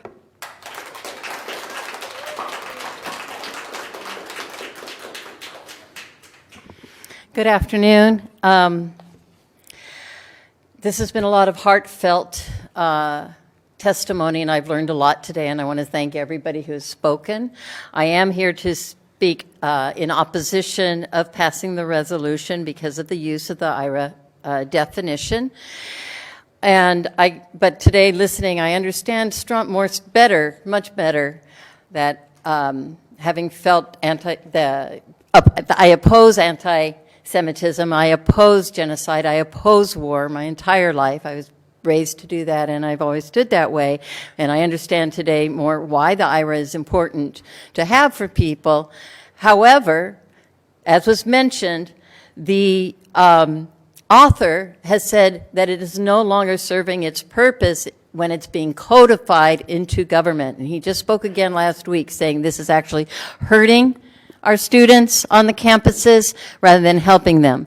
So where I'm confused is at the last meeting there was a gentleman who proposed an alternative, which one of the speakers has read from today, the Jerusalem Declaration on Anti-Semitism, that was composed by a group of scholars of different opinions, but all experts and advocates in the area of opposing anti-Semitism, and they've composed this, and they've gotten many, many signers on it in agreement to correct the errors or the problems that have developed around how the IRA is being used. And so that was proposed, and then one of the council members suggested that that be considered, and it was disregarded offhand. So my question is, when you disregarded it, had you read it? Can you raise your hand if you've read the alternative declaration, the Jerusalem Declaration on Anti-Semitism? Okay, well, I've brought copies so you can read them, and if I have a few extra, if somebody would like a copy. And now I just want to say peace, salom, shalom. Thank you.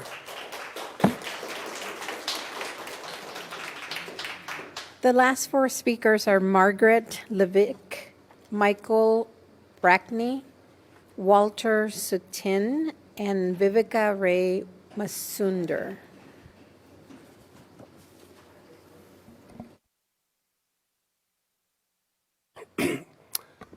Hi. Welcome. Good afternoon. Thank you for this opportunity.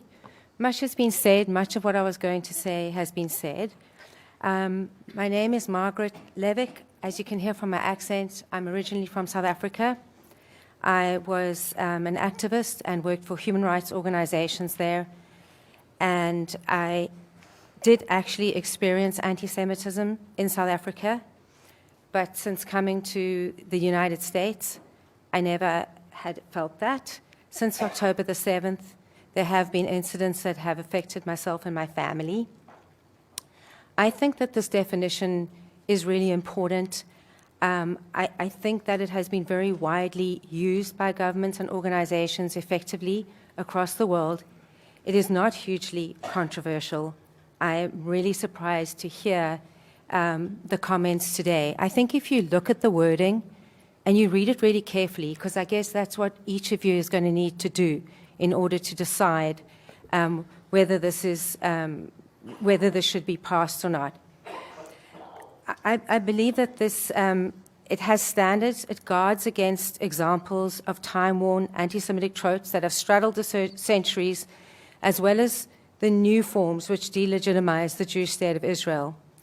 Importantly, this definition does not seek to stultify criticism of the Israeli government or its policies, which is legitimate free speech, but rather to identify when that free speech devolves into hate speech and action. For example, when applying double standards or by holding Israel to a standard not demanded with other countries or other nations. So I am going to conclude by saying that I'm proud of my Judaism, and it's been very sad to see what's happened in the US, and I believe that this will go a long way in helping to protect Jewish people going forward. Thank you. Thank you.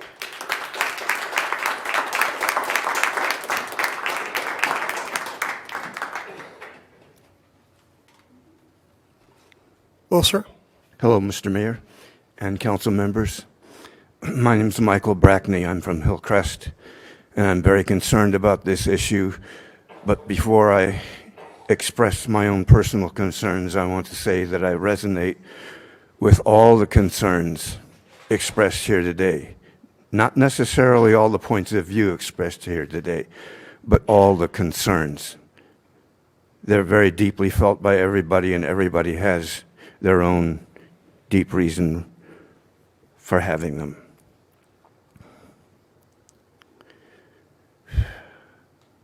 I don't believe that forming a definition of anti-Semitism beyond the textbook definition we already have is going to help stop anti-Semitism, which must be done. That requires much, much more purposeful action than merely passing a resolution, and a contentious one at that. We've heard numbers of comments, a few comments here, that have given us examples of how this resolution actually has been misused to the harm of people in various places in our country, and I'm afraid that's only getting worse. I would also add my own personal take on this definition, is that it's illogical on the face of it, in that it equates Zionism with Judaism. The two are not the same. In fact, I just want everybody to know that before the Holocaust came, the vast majority of Jews in this country were against Zionism, were against establishing the country of Israel. Thank you, sir. Appreciate it. May I just say I want to propose something different. Okay. Thank you. Sure. Rather than going forward with this resolution, I think the council should do something much more constructive, and that is to get all the likes of everybody here who has spoken passionately together in dialogue so that we can listen more deeply to each other and tell each other our own histories, what we know, so that we're not in a face-off against each other, so that we can, through dialogue, work out a better way of coexisting with each other, and hopefully making life a lot more pleasant for all of us. Thank you. Thank you, sir.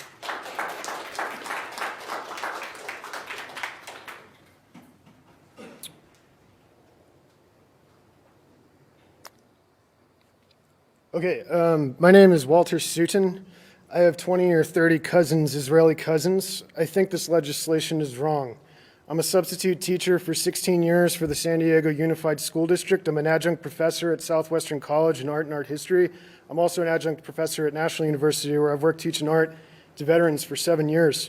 I went to Abington High School in Philadelphia, the rival high school of Benjamin Netanyahu. I have friends and family at the same synagogue as Senator Josh Shapiro. My cousins bought land in Israel in the 1930s. My cousin, who would have been my age, was so tired after his service in the IDF that he spent most of his life in India before committing suicide. I have several cousins in the IDF. My aunt's synagogue, Kahila, has an alliance with the village of Al-Khair in the West Bank, face-to-face, a Palestinians reparations alliance since 2021. This town has been completely torn to the ground last month. They posed no threat to Israelis. In fact, they wanted peace. My great-grandparents died at Auschwitz. Many more of my family disappeared into Poland. This legislation is completely unnecessary. Over the summer, I was threatened with violence for saying there should be peace between Palestinians and Israelis by a guy who was pretty misguided. He said that Ashkenazi Jews only became Jewish for power. This is anti-Semitism, but I was not afraid. I can take care of myself. I have attended Jewish Voice for Peace meetings, and I've never felt unsafe. Asking for equal rights for Palestinians is not anti-Semitism. If you're curious about anti-Semitism, you should read Abusing Anti-Semitism by Ron Cajon. I believe in peace. I don't believe in this resolution. Thank you. Is this our last speaker? All right. You're the last one. Great. My name is Viveka Ramazimdar, and in my day job, I advocate for laws that increase access to democracy on the city and state level. And it is from this perspective that I come to you today. Like many others here, I'm worried that this resolution invokes the IRA definition of anti-Semitism, and if adopted, it could be used to label legitimate political speech as anti-Semitic. And as others have shared, it's a concern raised by Kenneth Stern, the lead drafter of the IRA working definition of anti-Semitism. In his op-ed in The Guardian, which I encourage everybody here to read, Stern explained that the IRA definition of anti-Semitism was originally developed for research purposes to monitor anti-Semitism over time and across borders, but has instead been misused and weaponized to target free speech, particularly among those advocating for Palestinian rights or criticizing Israeli policies. Quote, 15 years ago, as the American Jewish Committee's anti-Semitism expert, I was the lead drafter of what was then called the Working Definition of Anti-Semitism. It was created primarily so that European data collectors could know what to include and exclude. That way, anti-Semitism could be monitored better over time and across borders. It was never intended to be a campus hate speech code, but that's what the executive order accomplished this week. The order is an attack on academic freedom and free speech, and it will harm not only pro-Palestinian advocates, but also Jewish students and faculty and the academy itself, end quote.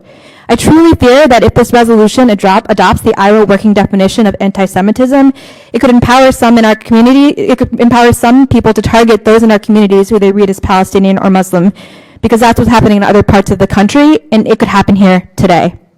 I cannot underscore how afraid people in our communities right now are being visible, and I understand this. I grew up in New York after 9/11, and as a young teenager, my family was targeted. I was detained at the border, separated from my guardians for hours, and questioned because of what I look like, so I really empathize with folks who are afraid, but I truly believe there's room for a resolution addressing anti-Semitism that does not rely on a definition that has been used to target other vulnerable members of the community, and rather that brings our communities together and advocates for expansive anti-discrimination policies for all targeted communities. Thank you. Thank you.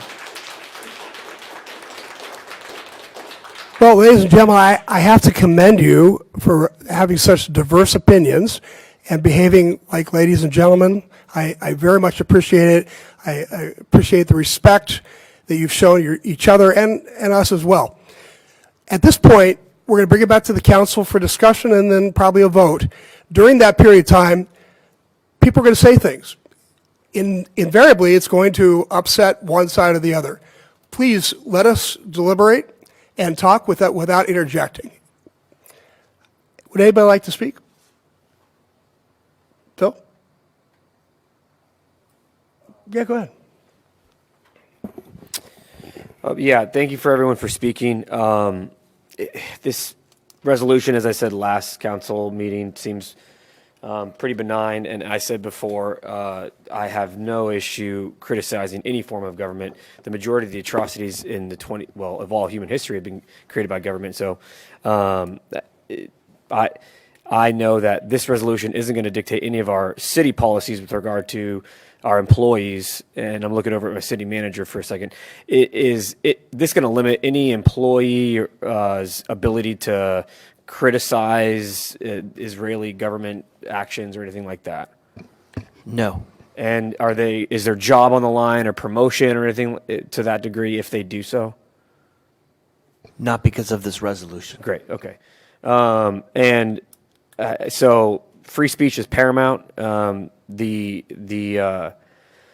resolution, I think, actually extends, like I said before, the ability to not place the actions of the Israeli government on all Jewish people. So inherent in that is criticism of the Israeli government. So those are my comments. I'm going to be voting yes on this resolution. Steve, did you want to say anything? Gary, do you want to say anything? Yes. I just want to point out one paragraph that was added by the staff. Whereas the city embraces its diverse population and is committed to promoting anti-discrimination policies and practices to ensure all residents, including minority groups, refugees, immigrants, and asylum seekers, feel safe, valued, and welcome. Okay, this is actually an anti-hate resolution. The hatred of Jews goes back to the time of the pharaohs. It reached its peak during the Holocaust, and when I was about 12 years old, my mother took me to the Dachau concentration camp, and we saw one of the gas chambers, which has a cement ceiling and floor and walls. And as the people were gassed with the Zyklon B, they would crawl up and make a pyramid where they would scratch at the ceiling trying to get air. So that was the peak of the anti-Semitism. And it reared its ugly head again with the murder of 1,200 innocent men, women, children, and babies by Hamas on October 7th. I have several Jewish friends who are afraid to go out in public. Jewish students have been attacked at colleges. This hate must stop. This resolution is a small step in that process.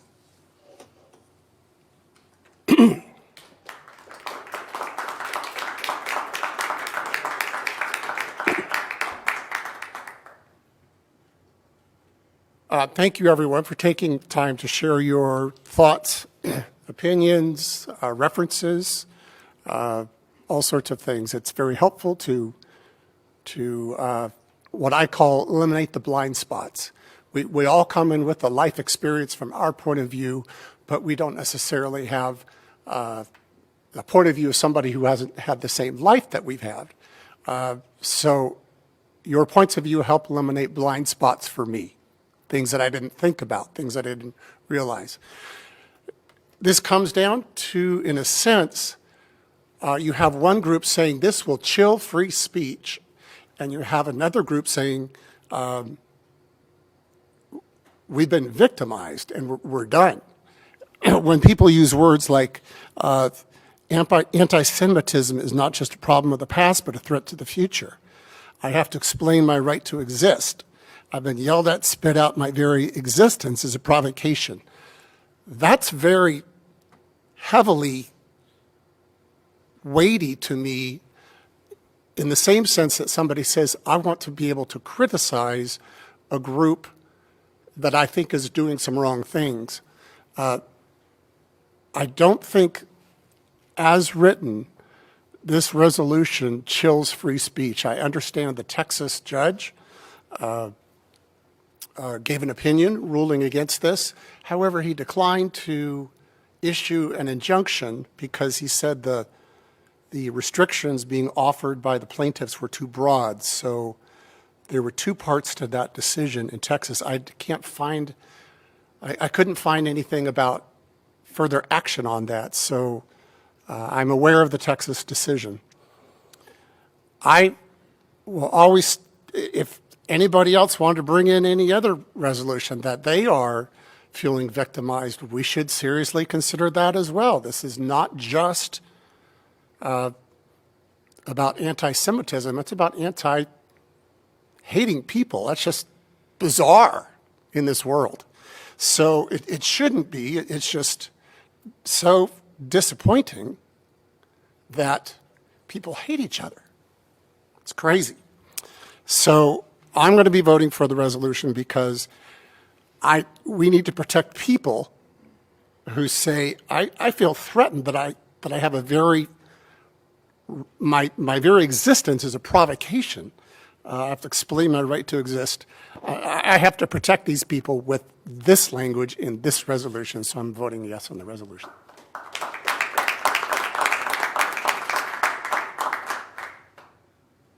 Okay. Well, I mean, I think everybody knows how I feel about this. I'm the one who brought this to the table. But it's interesting to me as a psychologist when people come in and say, I know why you're doing something, or I know what you think, and I know why she's doing it. Because I always think to myself, how can you have any idea what somebody thinks or believes or what their motivation is without even talking to them? So because I've heard for the past several weeks now that I'm a careerist politician who cares about nothing other than moving forward in my political career, I just want to tell you, whether you believe it or not, I want to tell you where I come from. First off, it starts on October 7th, when my wife Betty woke me up at about 3 o'clock in the morning to say, you got to wake up and see this. People are being murdered in Israel. And over the course of the next days, I started hearing stories. Before they cut it off the internet, I saw a pregnant woman about 25 years old run down, knocked to the ground, where people cut her baby out while she was alive with a K-bar knife. It was that and many, many other stories like that that shocked me and frightened me for humanity. And it was that moment that I knew that whatever I could possibly do, I'd give you your chance to speak. I'd appreciate it. It was at that moment I knew that whatever I had to do, I had to stop this kind of barbarity and do whatever I could do, which is, admittedly not a lot, since being the mayor of El Cajon doesn't give me a lot of opportunity for that. But you should understand my motivations. When I was 13 years old, I'm old, so I was 13 when there was no video games. I was very bored one time, and I wandered in my dad's library, and I found the book Exodus, which is about the Jews who were migrating to Palestine at that point, to Israel. And I was really enthralled by it, and it got me kind of excited about learning as much as I could about that time. I ended up reading The Winds of War and War and Remembrance, The Hiding Place, Anne Frank, The Holocaust. And as I got more and more involved, I was shocked as a human being what other human beings could do to other human beings. And at the time, it wasn't controversial because all my teachers were saying, hey, this is never going to happen again. We're never going to let this happen again. This is a stain on humanity, and we'll stop it. Later, I went to college, and I started studying for my doctorate in psychology, but clinical psychology. I read Elie Wiesel. He wrote a book called Night, Back to Concentration Camps. I read Viktor Frankl, who ended up becoming my mentor, my philosophical mentor. He wrote a book called Man's Search for Meaning and was the father of existentialism, which I consider myself an existentialist. And then as a Christian, I read Genesis and Exodus, Deuteronomy, which was the basis for most of our Constitution, Isaiah and Daniel. I only bring all this up because I want to tell you that people are not caricatures. People are not political tools. People are not non-thinking robots who just do what one side tells them. People have experiences. I have a deep and profound feeling about the plight of the Jews, the plight when the Greek Empire persecuted them, the Roman Empire persecuted them, the Persian Empire persecuted them, the French, the Spanish, the Germans, all of the Middle East. I always said to myself, if I'm ever in a position to help, I'm going to do something to help. So you can believe what you want about me, but that's the reason that I'm bringing this up today. And if nobody else has any discussion, I'll give a last chance. I'd like to make a motion. I'd like to make a motion then to adopt this resolution. Second. Moved and seconded, please vote.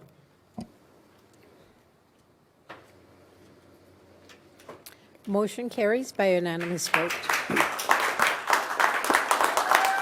Ladies and gentlemen,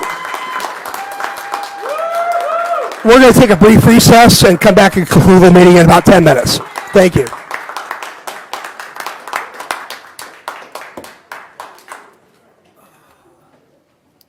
Racism is wild and alive in this town. That's right. We hope we have you turned on it. That's right. You guys are afraid. Thank you very much. Thank you. Thank you very much. Thank you, Bill.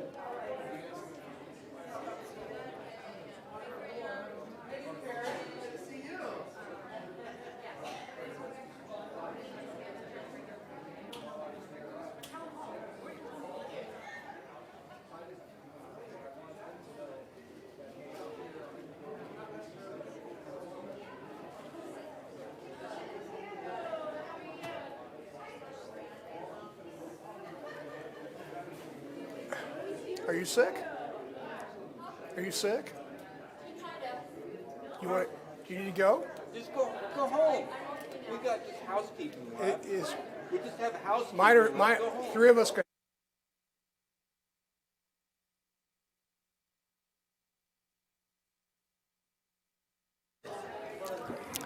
Ladies and gentlemen, if you could clear the room, or unless you want to stay and hear all the other exciting things that we're going to be doing in the City Council.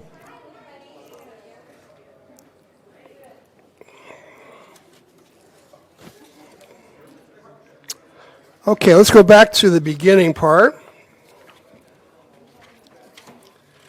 Now I'm all confused. Where are we starting? Okay, hold on. All right, we've done public comment. All right, there are no written communications on today's agenda. We have 2 public hearings on today's agenda.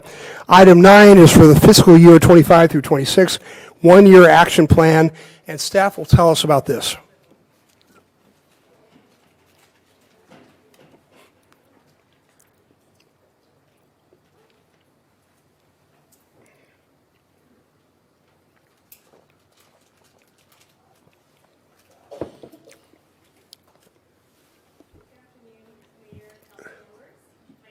Pelayo, Senior Management Analyst with the Community Development Department. The purpose of today's public hearing is to seek input on the projects and programs for fiscal year 25-26 and the funding recommendations for CDBG and Home. Staff came before City Council on September 24th of 2024 to kick off the 25-26 annual funding cycle.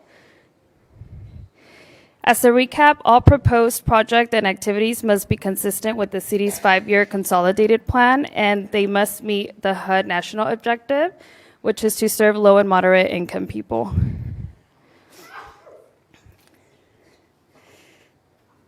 In the development of the action plan, a total of 9 applications were received during the application period. A total of 6 applications are recommended under the public services category, 1 capital improvement application, and 1 housing program application is recommended for funding. And I will speak on the home recommendations later in the presentation. For CDBG, staff recommends funding the planning and administration for the 20% maximum cap of the total allocation.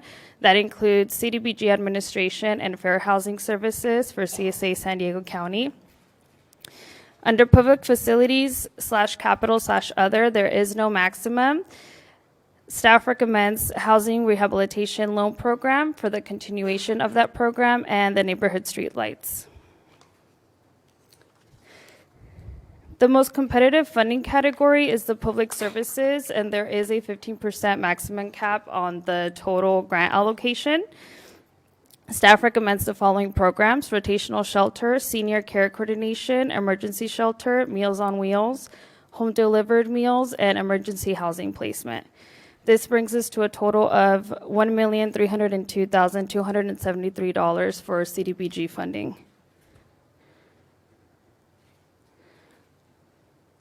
For home, we recommend the home administration, which also has the 10% max cap, 15% minimum requirement for the Choto Reserve, and the rest of that to go to the housing program pool of funds, which includes first-time homebuyer and rehab programs. We also recommend the reauthorization of funds for a total of $2,365,757. This is for the San Diego Habitat for Humanity priorly approved projects, so it would be prior year funds. That brings us with a total of about $3.1 million.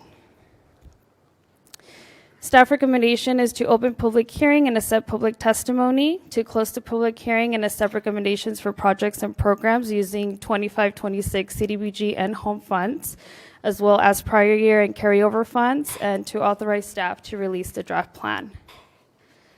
Next steps would be to come back to City Council for final allocation approval and final plan approval, tentatively scheduled for May 13. That ends my presentation. Staff is available to answer any questions. Thank you. Thank you. Let me see if anybody in the council has questions. Steve, go ahead. Thanks for the report. Let's go back to one or two more slides back, right? One more. There. The 2.365 million for habitat, that's just a reserve because I think the staff report says they have not identified a property. They're having trouble in this market finding a property, but this is a reserve for when they do. Is that correct? That is correct, yes. Okay, great. Thank you. Any other questions? Okay, thank you very much. Thank you. Let's open the public hearing and see if there's any speaker cards for this. Yes, sir. We have 5 speaker cards. The first one is from Laura Tancredi Baez. Hello. Good afternoon, Mayor and distinguished council members. I am Laura Tancredi Basie. I am the CEO at HomeStart. And HomeStart's been serving San Diego for 53 years. We've been partnering with the city of El Cajon for many, many years. I started our housing program about 15 years ago, and we've been very excited to be a partner in addressing the crisis of homelessness together with you. We've provided case management, homeless navigation and outreach, rental assistance, and rapid rehousing. We have an amazing team that's ready to go for this coming year. I'd like to introduce our new Assistant Director of Housing. That's Stephanie Cox. She's sitting right back here. There she is. There's Stephanie, Dr. Cox. Very skilled, very experienced. We have our 5+ year staff member, Sarah Orologio. Sarah is right there. We have 2 amazing housing and rapid rehousing staff members. That is Julio and Jolene. Julio and Jolene. We are very excited to continue working with the city of El Cajon. We have made great momentum, and we continue to want to work towards more success. I'd be happy to answer any questions you might have. Thank you very much. Any Thank questions? Steve? Hi, Laura. Thanks. Whoops, Laura, don't. That's so fast. As the CEO, thank you for taking the time to come You're welcome. speak with us. Happy to be here. Who would be our point of contact if we said, can we do this in El Cajon? Can this person help? Well, we have this whole team. So the 4 people I introduced to you are really here in El Cajon making the program happen. So my role is big picture and, the authorization, but this team is very skilled, very ready.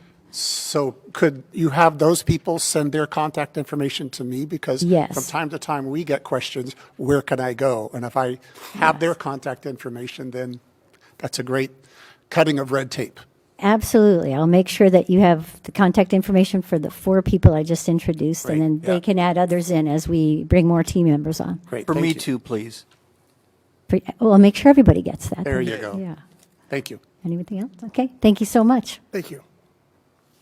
Truth?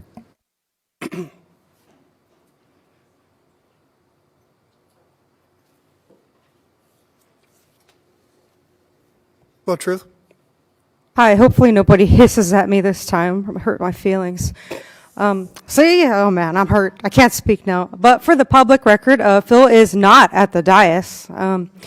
So there is a con plan and a caper, and I don't know that the city should have those types of things on its hands. You got CDBG bucks and home partnership pennies to give away, formerly known as our tax dollars, a total of over $4.6 million. You got $733,000 to install streetlights in qualifying residential areas, and hopefully the areas that qualify actually need the lights. Have you ever run into that problem? Despite getting $2.3 million, San Diego Habitat for Humanity has not been able to identify a project due to an overpriced housing market and a lack of affordable or available land. So until the state changes its inept, corrupt, and just corrupt policies, I wrote corrupt twice, I guess that's how corrupt it is, housing is never going to be affordable in California. Building homes doesn't make it affordable to rent or buy or to insure the homes, especially with the new CAL FIRE maps. Cities need to start unifying in their call for sensible policies like waiving fees to build single-family homes. Otherwise, more taxpayer-funded Band-Aid at best policies are going to are going to hurt the housing market even more, such as rent control. You could have more people calling for that if there's not a real solution. The Interfaith Shelter Network, I have heard that some cities are transferring their homeless individuals onto other cities like El Cajon so that they don't have to see them or they ever have to build a shelter in their cities. I take two issues with that. One, people should never be dumped like trash into another community. And two, El Cajon has helped countless people turn their lives around. So imagine if every city aimed to create programs that actually worked. We could have more sober, working, and housed people contributing something to society and, more importantly, to themselves and their families. And lastly, city staff has not recommended Doors for Change. However, I believe the name is incorrect. They're actually called Doors of Change, and I don't know if that changes the recommendations, but probably shouldn't because Doors of Change has plenty of sponsors, including the county and SDG&E, so they don't need the city's help. Thank you. Thank you. Next speaker is Tim Ray. Hello, welcome. City Council members, I just want to first of all thank you guys for your continued support of Meals on Wheels. Everyone on the panel, you guys have come out for our Champions Week and had an opportunity to work firsthand with our volunteers. There would be no Meals on Wheels without our volunteers. They fill the void where a lot of our seniors have no family, no friends, no neighbors. And so our volunteers use their own gas, use their own time and the wear and tear on their cars to come out and put a smile on people's faces. And you guys have been always supportive of our mission to make sure that people are able to remain in their home by us providing affordable meals. So we would like to, of course, respectfully request $25,000 to support at least 150 low-income El Cajon seniors. And we always say that our seniors are hungry for food, but they're starving for connection. And it's because of our volunteers that they're able to help them. And a lot of our seniors, unfortunately, our volunteer is the only person they're going to see that day and possibly that week. So thank you so much for your support, and we look forward to partnering with you folks in the future. Thank you. I appreciate you. Question? Yeah, go ahead. Tim, how many meals a week do you provide to your clients? Throughout San Diego County or with East County? With East County. With East County, we service about 450 clients throughout East County. And how many meals a week are delivered to the client? 5 days a week, 3 days a week? We provide some of our clients, they will get 5, depending on if they want 5 or as much as 7. So we do have people that will ask for meals every day. Our volunteers come out on Saturday and they'll do a Saturday, Sunday delivery. So the only day that we're out of not providing meal services as far as our offices being open is on Sunday. So if I do the math, 25,000 divided by 150 people is $167 a year. Divided by 52 weeks is $3.20 a week for 3 to 7 meals. You're doing something very efficient. Yeah, I mean, like I said, our goal is to help people stay in their homes. And the way we're able to do that, again, is providing an affordable meal for them. But more importantly is the safety check. Again, many lives have been saved because of our volunteers, being there and no one answering, no one responding, and then them, either calling the office, us calling 911 and checking on them. And many lives have been saved because of our volunteers. I just want to say that when I was going out with your volunteers, I thought the focus would be on the food. And what would happen was they'd go in with the food, and people were like, yeah, just set the food down. Right, but sit and talk to me. And these volunteers, that was what they're craving even more than food, was the connection. So they're looking, they're looking for the engagement. And we've been very blessed. We found out many years ago that some of our seniors, because our pets are very important to us. And we found out many years ago that some of our seniors were actually, they couldn't afford food for their animals, so they were actually feeding their food to their animals. And then we reached out to Helen Woodward Animal Center and established a partnership with them. So now we're able to provide free pet food for our clients' animals. So that's tremendous. It's all important about, partnerships, and everyone here, the wonderful nonprofits here that are before you, they're doing great work in the community, and we're very blessed. So you're requesting $25,000? Pardon? You're requesting 25? Well, we were asking for 30,000, but I saw 25 up on the board, and we're going to take anything you guys offer us because you guys are great. Okay. All right. Thank you, sir. I appreciate it, folks. Thanks so much. Jared Hernandez. Hello, Mr. Hernandez. Welcome. Hello. Hello, council members and Mayor Wells. You mentioned the book Man's Search for Meaning earlier, and it's a great book. I was thinking about rereading it this year. I haven't read it in a long time, so you and I both, we should read it.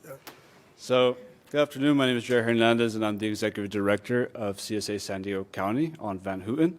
I've been working for CSA for over 2 years now, and my previous experiences there at CSA include managing a community development block grant contract. CSA San Diego County is a Department of Housing and Urban Development approved fair housing agency. We've been proudly operating for over 55 years and have been in partnership with the City of El Cajon for over 25 years.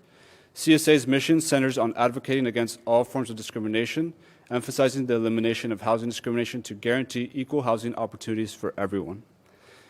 I want to highlight a recent case in El Cajon involving a site manager who was constantly harassing, targeting, and retaliating against single female tenants of a complex. The on-site manager stated that the property owner would never fire him. CSA got involved in with our legal counsel, and they recently informed us that the on-site manager is no longer working there. 2 of our tenants called to our office to express their gratitude. We appreciate the City of El Cajon's consideration for the upcoming CDBG application cycle. If selected, CSA will continue to provide El Cajon residents with consultation and response to all fair housing and tenant landlord calls from all residents, provide advocacy for equal housing opportunities, assist victims of discrimination under state and federal law and process these violations, make referrals to both HUD and CRD, host workshops for both tenants and landlords about rental housing rights and responsibilities, conduct education, outreach activities, and training, and continually provide quarterly reports.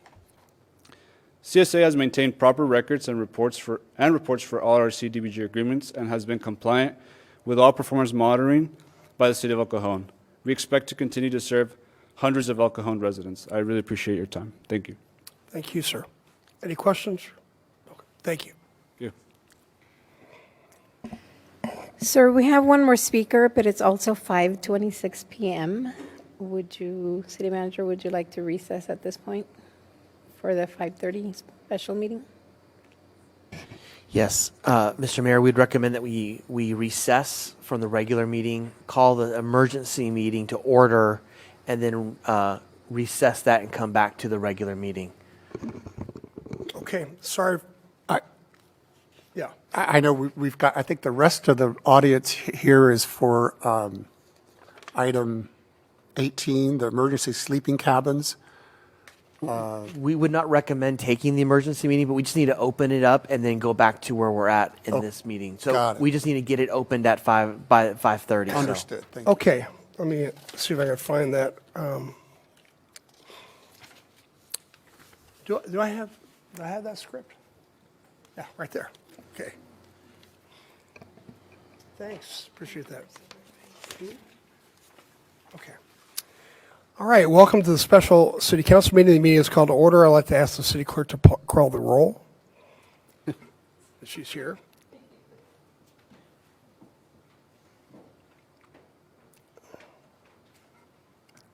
Apologies. Council Member Ortiz is absent. All others are present. Please join me in reciting the pledge and remain standing for a brief moment of silence. Mr. Mayor, we can dispense with that if you'd like, since it's not required as part of the opening meeting, since we already opened it. We have done it. Thank you. Just remember when you write your cards and letters, it was him that suggested this, not me. Okay, so the meeting's open. You want to go back to the other meeting now? Mr. Mayor, I'd recommend we recess this emergency meeting and return back to the regular Okay, meeting. I'd like to make a motion to recess this meeting and return to the previous meeting. Is there a second? Please vote.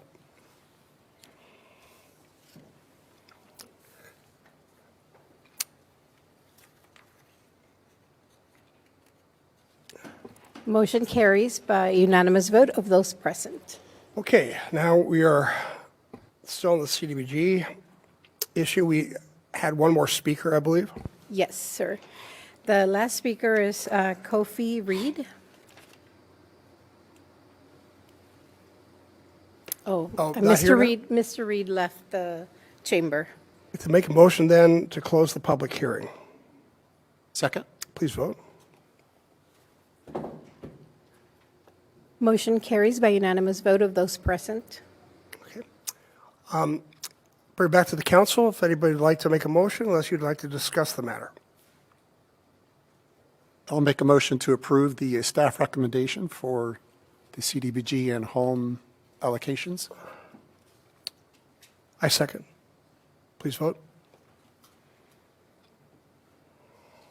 Motion carries by unanimous vote of those present. We have two administrative reports on today's agenda. Item 11 is analysis of AB 1333, a bill eliminating justifiable homicide when defending one's home or property. Mr. Mayor? Yes. I wondered if we could slip in item 18 at this point, since that's kind of who the remainder of the audience is looking to. Yeah, well, I And can't. having endured 2 hours of Yeah, no, I'm just so excited to hear about why we're eliminating justifiable homicide, but we'll come back to that. All right, 18, let's see. So this is the joint council member report? Yes. Okay, so we have a joint council member report on today's agenda. Item 18 is from Councilmember Goebel and Mayor Pro Tem Kendrick. Will you please tell us all about this? This was a request from Meridian Baptist Church, who is the site host of the current emergency sleeping cabins, which were built by Amicus, which are operated by Amicus and Crisis House and other supporting partners. And they would like to increase the number of cabins, eventually to 10 cabins on the site. So I think they have more than proven the success of the program. In fact, I think the frustration is the reason why it hasn't taken off more in the county is you're just not this huge organization that somebody can give $30 million to solve homelessness. And quite the opposite, really, no one can beat the percentage of effectiveness in the results of what is happening out there. So absolutely, I support increasing the number of cabins to 10 eventually. I suggest going in steps, perhaps of 2 and then 2 more, realizing this does also affect the other pre-approved sites in the city. I don't think I would recommend that we allow them to jump straight to 10. They should have to prove themselves with up to 6, just as you have done, and we'll leave the details up to staff, how that gets done with the zoning. But by the council initiating this zoning change, it saves the organization some processing and application fees. So glad to support that. Okay, let's see if there's speaker cards for this item. Yes, sir. We have 3 speaker cards. The first one is from Kelsey Para. Hi, welcome. Good evening, Honorable Mayor and City Council members. Thank you so much for having us. I would like to also just introduce Louisa behind me. She's the case manager that has been overseeing that site and is largely responsible for the success. But we're just so grateful for the City of El Cajon for your trust in Meridian Baptist, Amicus, and Crisis House, and we're honored to be able to serve. So all I wanted to say basically was thank you. We want to help as many people as we can, and this has proven to be just a great avenue for us to find people, get them housed, and then permanently housed. So just wanted to say thank you and give the shout out to Louisa. Thank you. Thank you. Well done, Louisa. Next speaker is Herb Kelly.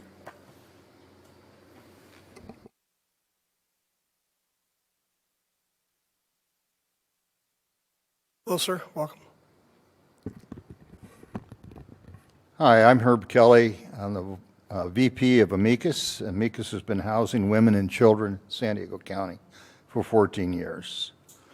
The Meridian Baptist Church and Amicus want to thank the El Cajon City Council and the citizens of El Cajon for their support in establishing the the required forward-thinking legislation to permit the creation of the Meridian Amicus Village, a village for El Cajon's unhoused women and children, a village where they can begin their journey out of homelessness. MAV provides a safe environment, a quiet place to sleep. Our social services partners crisis house, providing the guidance and encouragement that prepares our residents for permanent housing. Today's council action proposing a phase two-step expansion of MAV and a way forward for other locations previously approved by the city council to open new villages and having demonstrated success, increase the number of economical transitional housing beds. I want to share something that surprised me when our first residents arrived. We learned that the first 5 were all living in their cars, and all 5 had jobs.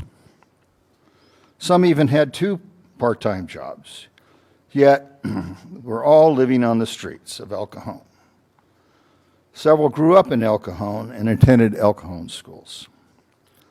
Amicus looks forward to continuing our partnership with the City of El Cajon, the Meridian Baptist Church, and Crisis House to continue to provide safe, transitional housing to those El Cajon residents in need.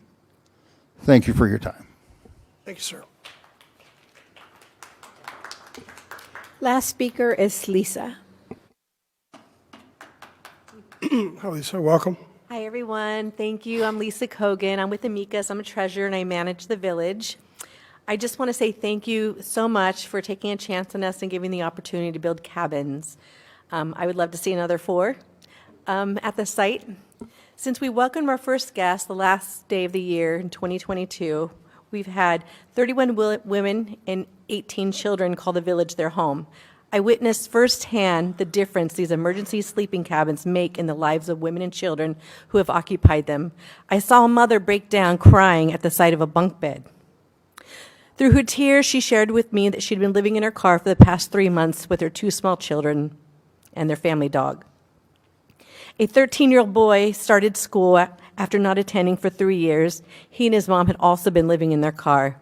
He was so excited to begin his new school. He shared with me he wanted to be like other kids.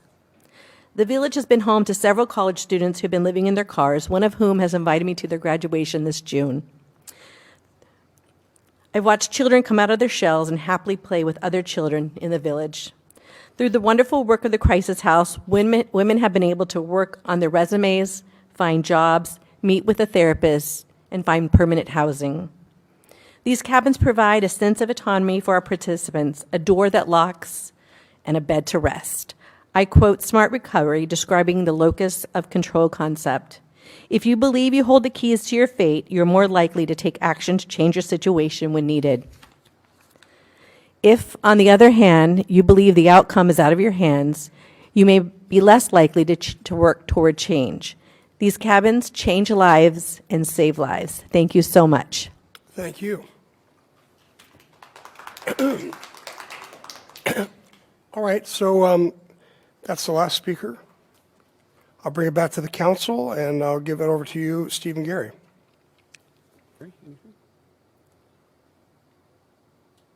Well, I'll move that we adopt this proposal and send it to staff to bring it back to us. I'll second that. I'd just like to point out Herb. Herb is, I'm not going to embarrass you too much. Herb was the one who, we had volunteers, including LT and Lisa, every Saturday. Over 120 volunteers helped build this thing. But Herb was there Monday, Tuesday, Wednesday, Thursday, Friday, Sundays even sometimes. That's the guy who he and Rob put in the most hours. Great job. Great job. So I'm glad to second the motion. Okay, moved and seconded, please vote. Motion carries by unanimous vote of those present.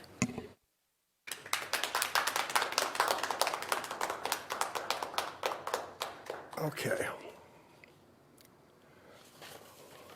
Trying to figure out where we are. Okay, we were. Mr. Mayor, we actually have one more public hearing, which is agenda item number 10, Yeah, right. which you see every year, the Regional Transportation Congestion Improvement Program fee. Hold on, I just got to find it. Yeah, the last public hearing, item 10, is the annual cost adjustment for the Sandag Regional Transportation Congestion Improvement Program fee. And staff will tell us about this.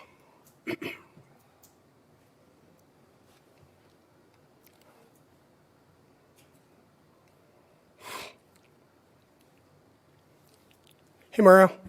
Good afternoon. Welcome. Good afternoon, Mayor and council members, city staff. Today, I'm going to present an item on the Regional Transportation Congestion Improvement Program. It's an annual fee update. It's mandated by Sandag.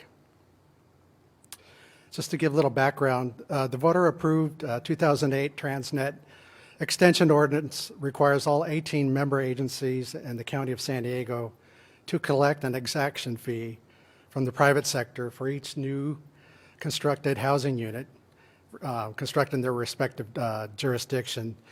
And with this, low-income residential and ADUs are exempted from this fee. And RTCIP fees are usually collected or must be collected and used on the regional arterial system.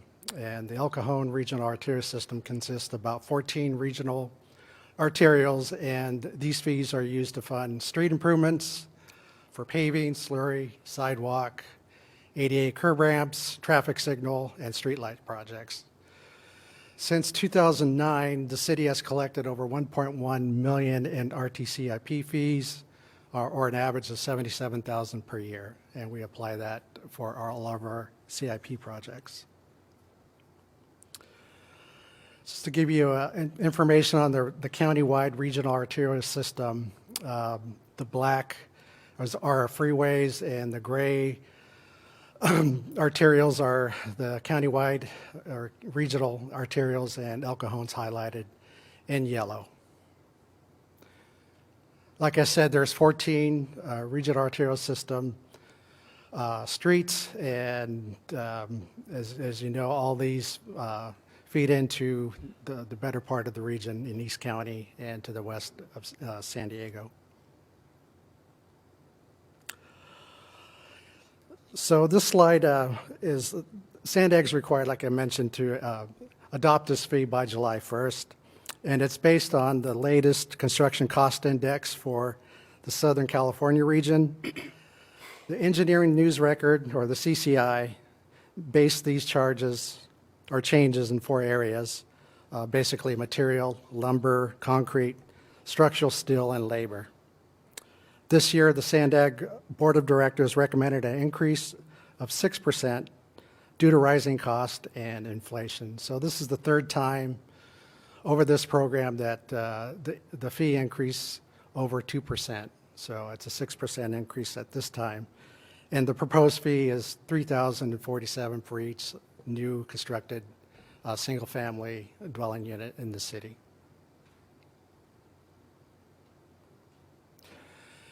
And staff has recommended that City Council opens the public hearing and receives testimony, closes the public hearing, and adopts the next resolution approving this adjustment to the Regional Transportation Congestion Improvement Program fee to the new amount of $3,047.57 for each newly constructed residential unit.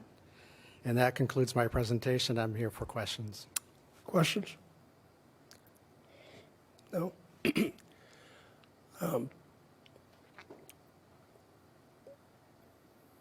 What is our role in this in regard to,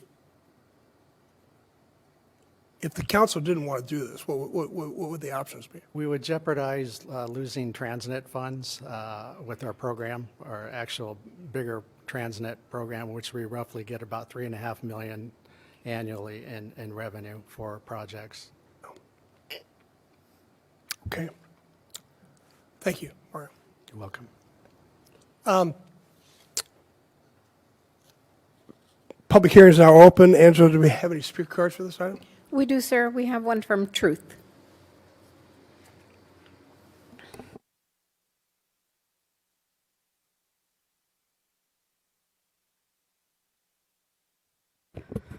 Hi, as I'm sure Bill may remember, I was at the Sandag Board of Directors meeting that approved this 6% increase of $3,000 on each newly constructed residential unit. Sandag shoved it into the consent calendar with a bunch of other items so that there'd be little time to properly address it. And I remain against it. As I said, they're increasing the cost of construction will negatively affect the price of housing, and yet the state claims that they want affordable housing. This tax has jumped from an average of a 2% increase every year to now a record 6% increase.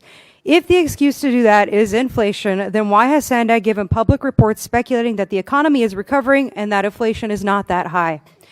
Their last report suggested that inflation is up only 3%, and I asked the presenters to explain how the cost of products is up by 3 times the price. That would be more like 300%. And Bill's question about, well, what's our role in it? You know the role, because it's a lot of the role that you guys play, which is irrelevant, moot existence, basically. Why are you here if you can't make local decisions? I guess that's a question, rhetorical question that continues to be asked on a lot of items. The cause of this tax is the Transnet Extension Ordinance adopted in 2008, which requires the 18 member cities and the county to collect a charge for each new housing unit.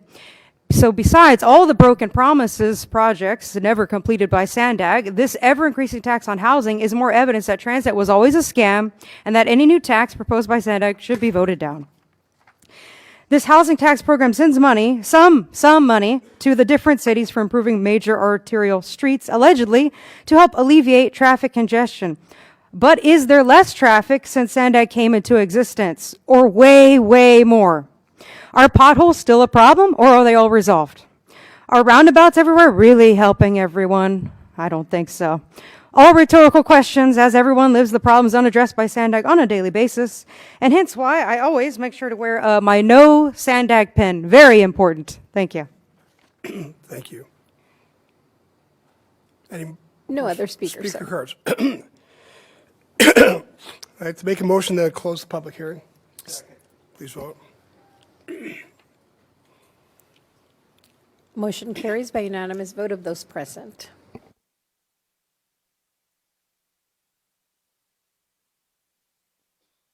Any discussion? I just want to say for the record, I think it's a mistake to keep making it more difficult for people to buy homes in California. And I think we have limited ability to rectify that mistake. We're going to hurt a lot more people if we try to take a stand here. So I will be voting yes, but I am uncomfortable with it. I agree with you. I'm going to vote yes because we're going to lose $3 million if we don't. Well, that's what I meant. If we don't get this. But the problem is government regulation on the cost of housing. When other cities will charge $30,000 to $40,000 to $50,000 per unit in a development impact fee, we currently don't charge any. They're going to pass on every fee to the buyer of the unit. And so while this one is required, I'm glad it's not required that we charge development impact fees, which we don't. And thanks for reminding on that. Okay, somebody like to make a motion? I'll make a motion to approve the staff recommendation. Second. Please vote. Motion carries by unanimous vote of those present.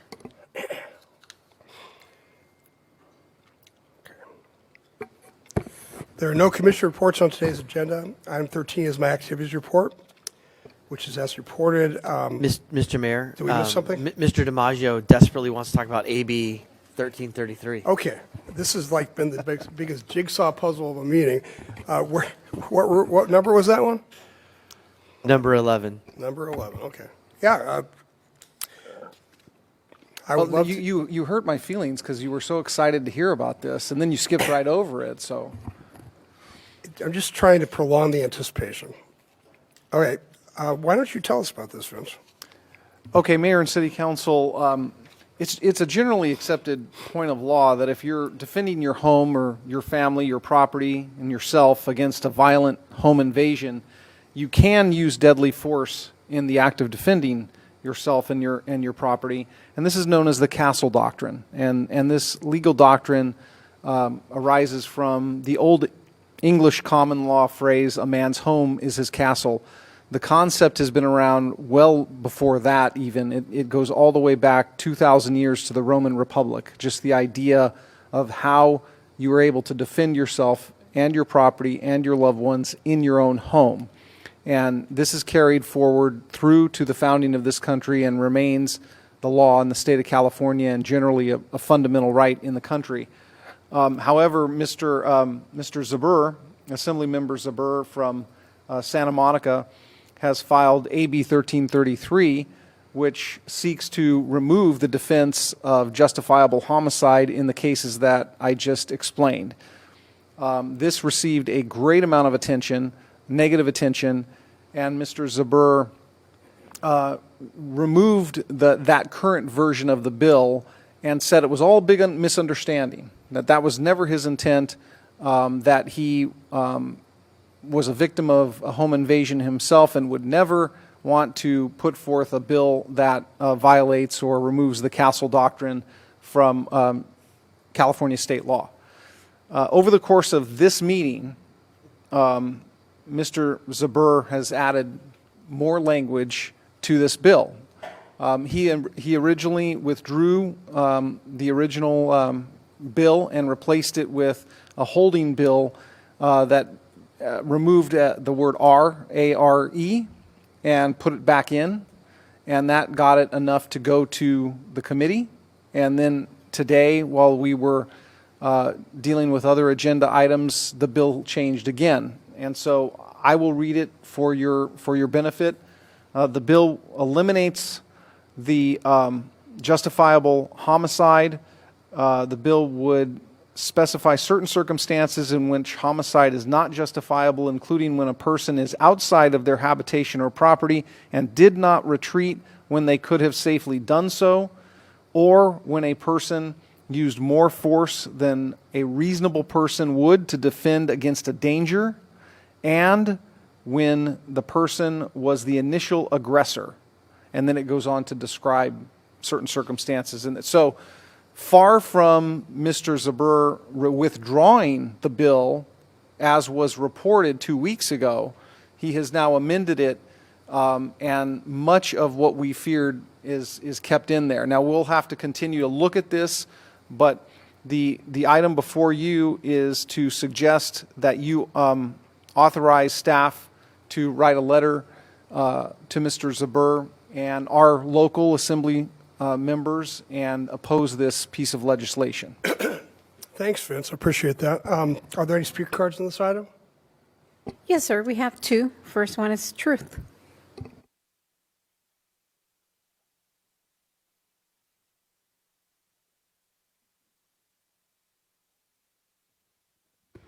All right, first, whose fault is it that we've been jigsawed to this point? It's an important question.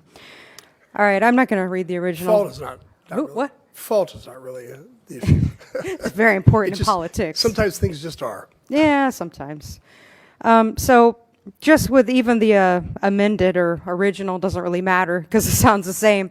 It sounds like it puts law enforcement at an increased risk of death along with everybody else, whether they get caught up or affected by a riot or if they're just at home and a criminal breaks in. I have no idea who would wait to be violently attacked before defending themselves, which is a constitutionally protected, natural, common law, creator-endowed right that you can only find in a Republican form of government, not a democracy. I wasn't sure about sending a letter to oppose it in the event the bill is amended back to its original intent, but since it sounds like it hasn't really been amended at all, I'm not going to say that it's getting a jump because it sounds like you're getting a jump on something really bad. Let's see. It's currently in the committee process. I did read that. The only issue I really had is it says this item's language says Assemblymember Rick Zebra has filed a bill that literally shocks the senses. Did it literally shock people? Because I don't really find that to be legal or lawful language for a resolution. Now, when it says California has a growing reputation for providing protection for the lawbreaker over the law-abiding citizen in certain circumstances, that is unfortunately very true. That's definitely accurate. That's definitely lawful language, as evidenced in economically and morally destructive decisions like Prop 47. Probably a whole bunch of other ones that I haven't thought about. And Assembly member Rick Chavez Zibor from Santa Monica, which has been allowed to be pillaged and destroyed. I used to really like Santa Monica, and now it looks like there's nothing left to go back to. So I don't have to worry about being a tourist in Santa Monica ever again. How sad is that? And how much you want to bet this guy, Rick, he's got armed security with him at all times. I bet he never leaves the home without security. So my recommendation is go ahead, write the letter. Thank you. Thank you. The last speaker is Steph Cajon.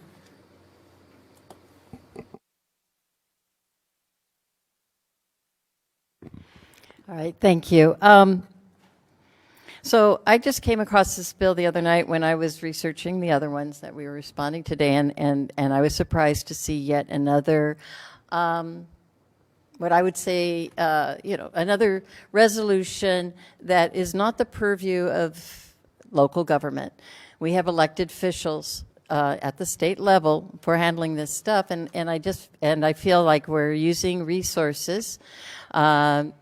Mr. DiMaggio's time analyzing the bill and presenting it to you that are paid by the taxpayers. And I just want to know, is this going to be every week that there's going to be another bill that's beyond the purview of the city council? Now, there are times when especially when there's a large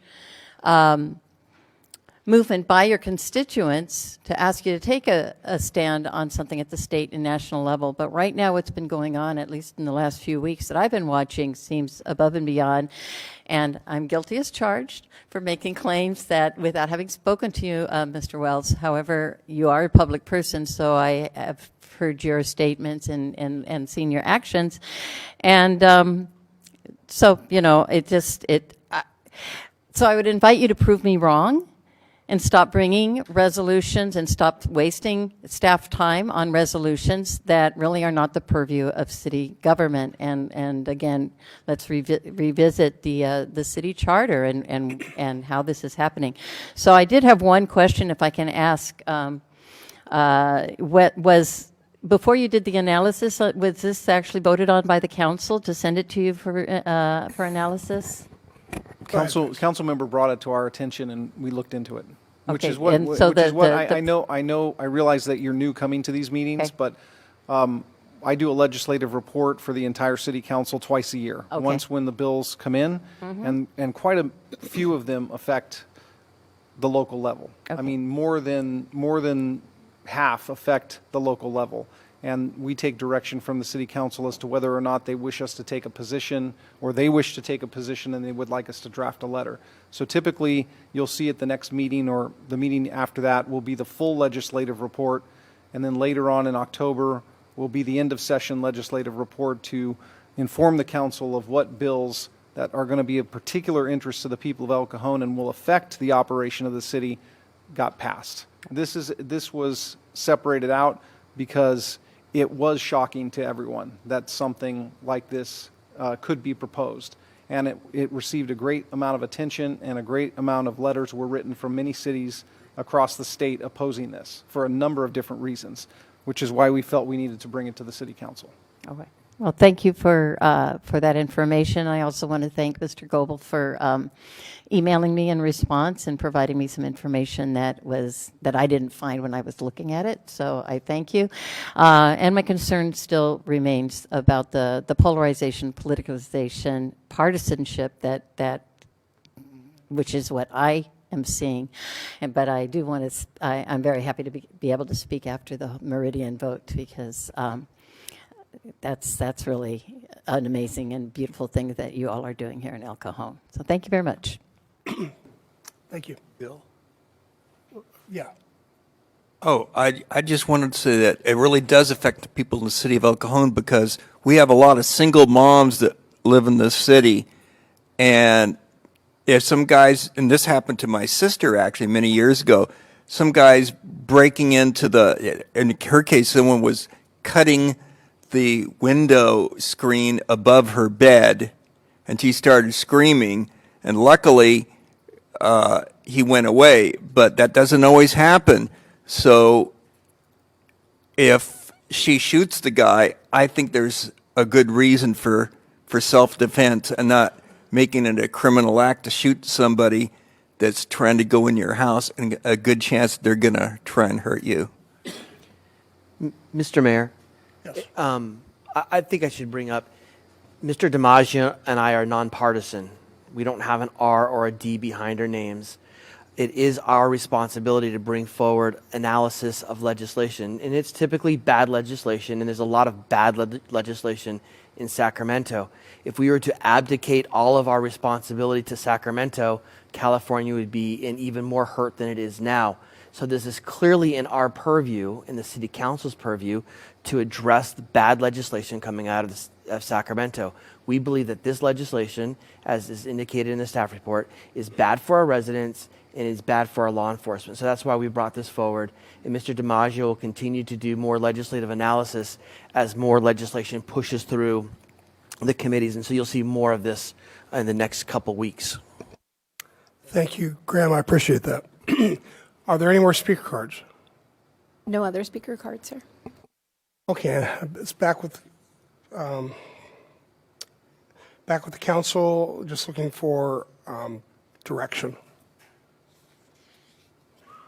Oh, I think this is a very bad proposed law, so I think we need to oppose it, kill it while we can. I agree. Do you need a vote on this, or do you want to hear just from the council members? I think just general direction would be helpful. Do you have anything to say, Steve? Yeah, my point of view is in agreement. This is within the purview of local government because this is about public safety.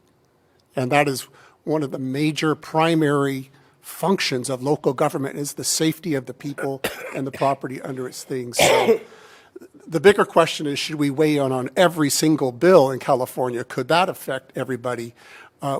We pick and choose based on the amount of time, the particular impact on there's a bunch of factors that go into, well, which bills will we weigh in on in that sense, because we just can't do them all.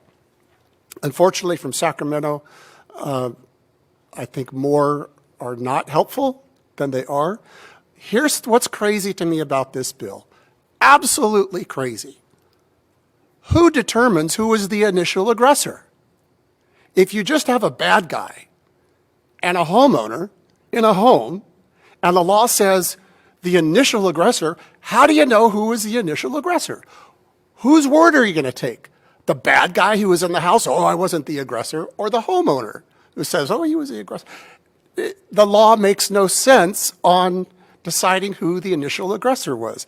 And an earlier version said the initial aggressor must pause, wait for the other person to retreat before they resume their aggression.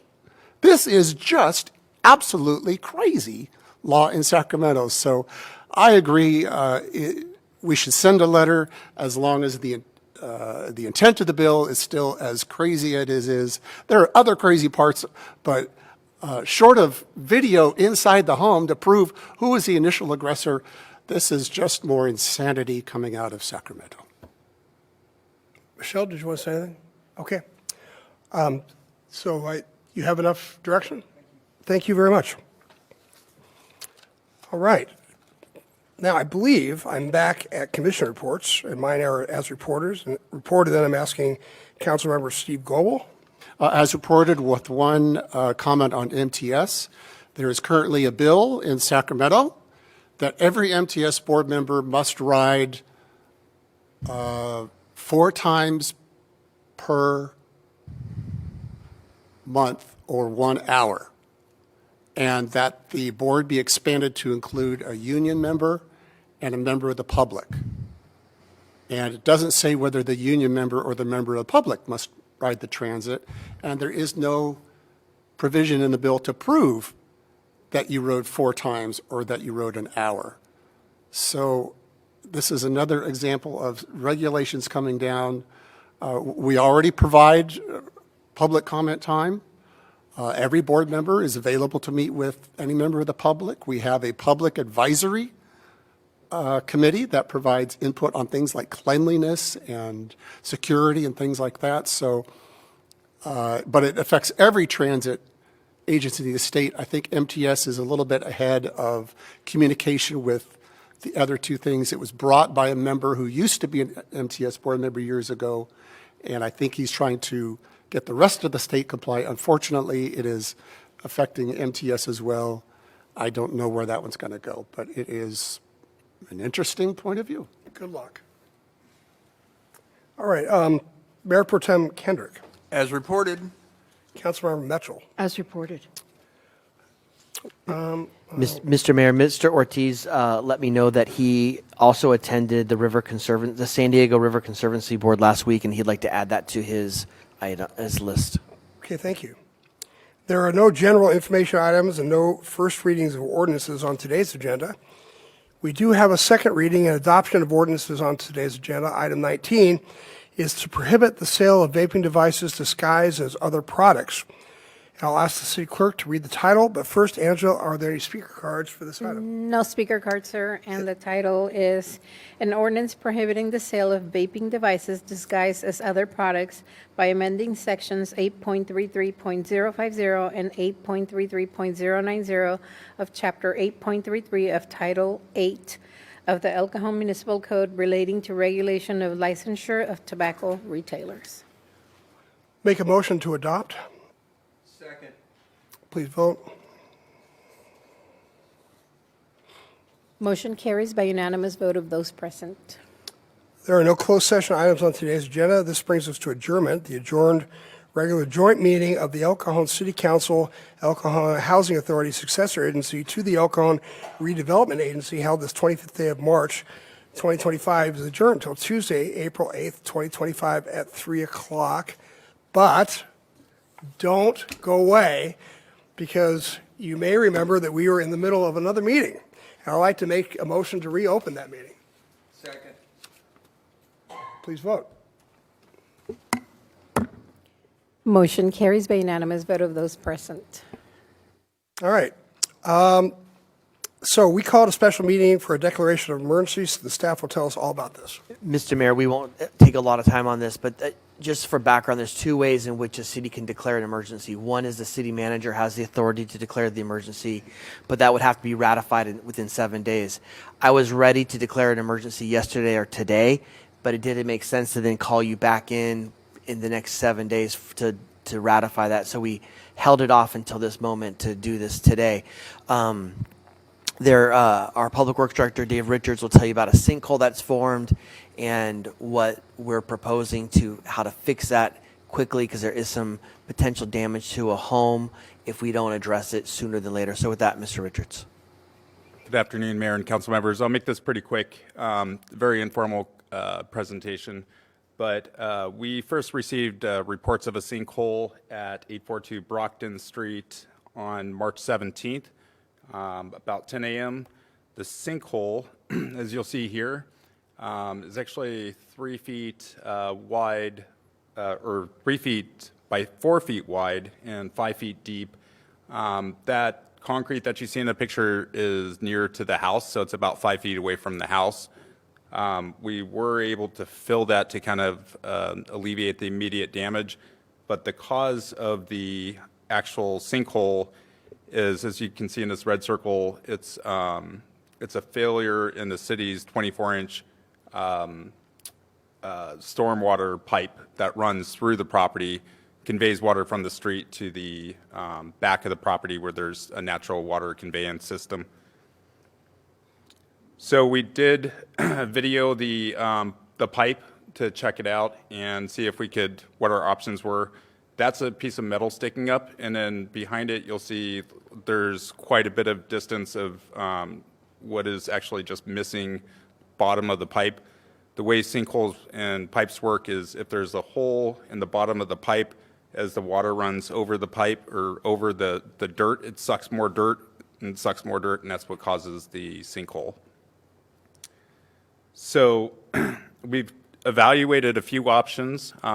We could have asked Graham to declare an emergency back on the 17th when this occurred, but the prices that were coming in initially were high, and we wanted to evaluate kind of our options as long as we didn't have any significant rain in the forecast.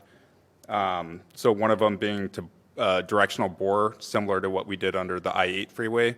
That's the priciest option. Another would be to pipe burst, which is to drag a pipe that's slightly larger than the existing pipe through and create a new pipe. The third option would be to trench and replace. And the fourth option would be to line the pipe. Lining's not an option, just given the integrity of the pipe that you're looking at there. And so trenching is actually coming back a little cheaper. I think that's going to be about $400,000, much cheaper than the directional boring, which is about $700,000.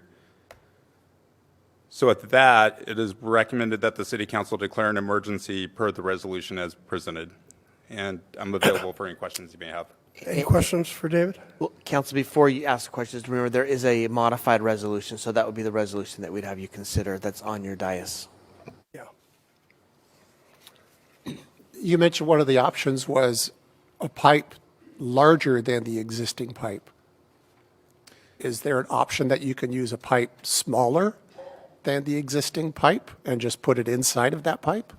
I think there are options to that effect. Part of the challenge is when we videotaped the existing condition, we found blockages and pipe failure at both ends of the pipe, the segment of pipe that we're looking at. So we really don't have known conditions. It seems as though one of the most effective options would be to actually just replace the pipe. And that's actually, turns out, it looks like it may be the cheaper option. We'll know in a day or two. Okay, engineering-wise, I'll leave it up to you. I think common sense says, can you just stick something inside of that and then be done with it? But I'll leave that to the engineers to decide whether that's a viable option. Yep, and we're looking to hire the right engineer to do that for us. Michelle, go ahead. We saw that the hole was very close to the house. Is there any danger with the structure or the integrity of the home, the foundation or anything? Not at the current moment. We actually backfilled that hole and compacted the hole, and so water will continue to flow through that pipe if it rains. So the real immediate hazard, I guess, is if it goes unaddressed any further. And so the hole's been backfilled, neutralized. The next concern becomes repairing that pipe before significant rains. So that pipe takes rainwater out. From the street to Okay. the back. So as long as we have no rain, we should be good. We backfilled the hole to secure the integrity of the foundation. And what is our liability? Have we looked at the radar? Have we looked at the weather for the next week, week and a half? Yeah, I mean, there's nothing significant, but that's the urgency of coming to you today is Okay. make a decisive decision and move forward with the repair. And I'm asking these questions just out of curiosity. I think this is wonderful. How long is it going to take to do the job? I mean, once we determine the method and the contractor, it'll be next day mobilization. It would be our intention, and then to have it done as quick as the contractor can finish the work, Okay. likely within a week. And do we have an alternate plan in case we do get a deluge in the midst of the program, in the midst of the project that could jeopardize the integrity of the structure, moving the people out, blah, blah, blah, cascading down in problems? I mean, if there was any risk of a significant storm event, we would likely, on the operations side of things, evaluate what our options are. It might be highlining water from that location to another location. Yeah, it's just, the water still flows through the pipe as well, so we would just have to kind of If that were to happen, can we put another pipe to divert the water? That's what highlining means. So we would actually take the water, I divert it through another pipe to another storm drain. Okay, I didn't know what that And meant. it may require a pump. But yeah, there's a way Yeah. that we can divert that water if there was a unexpected storm in the next couple of days. I learned something new today. I can do that. Well, All right, thank you. I noticed that there's a 35% chance of rain in 10 days. So start getting on it. There is, I guess I should talk to you after the meeting. There is a contractor who was involved in similar work out at the East County Advanced Water Purification who walked away from the job. Want to make sure they're not in the running for this. Okay. So you're asking for 700,000 authority, you think it's going to cost 400,000. Sounds good. Right. Okay, so you need a motion that gives you authority for the dollar amount? A motion for the resolution, which includes a dollar amount Yeah. at this time, yes. Any more discussion or somebody? I'd like to make a motion to approve. Second. Please vote.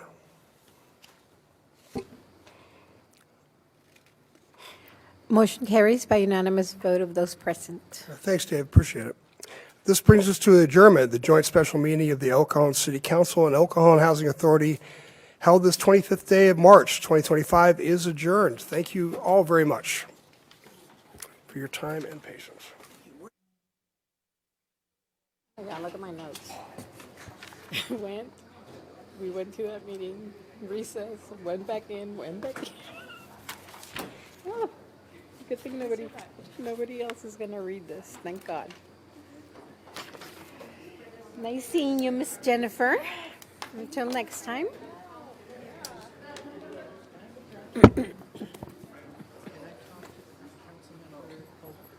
Or do I go front or can I go around? I just want to give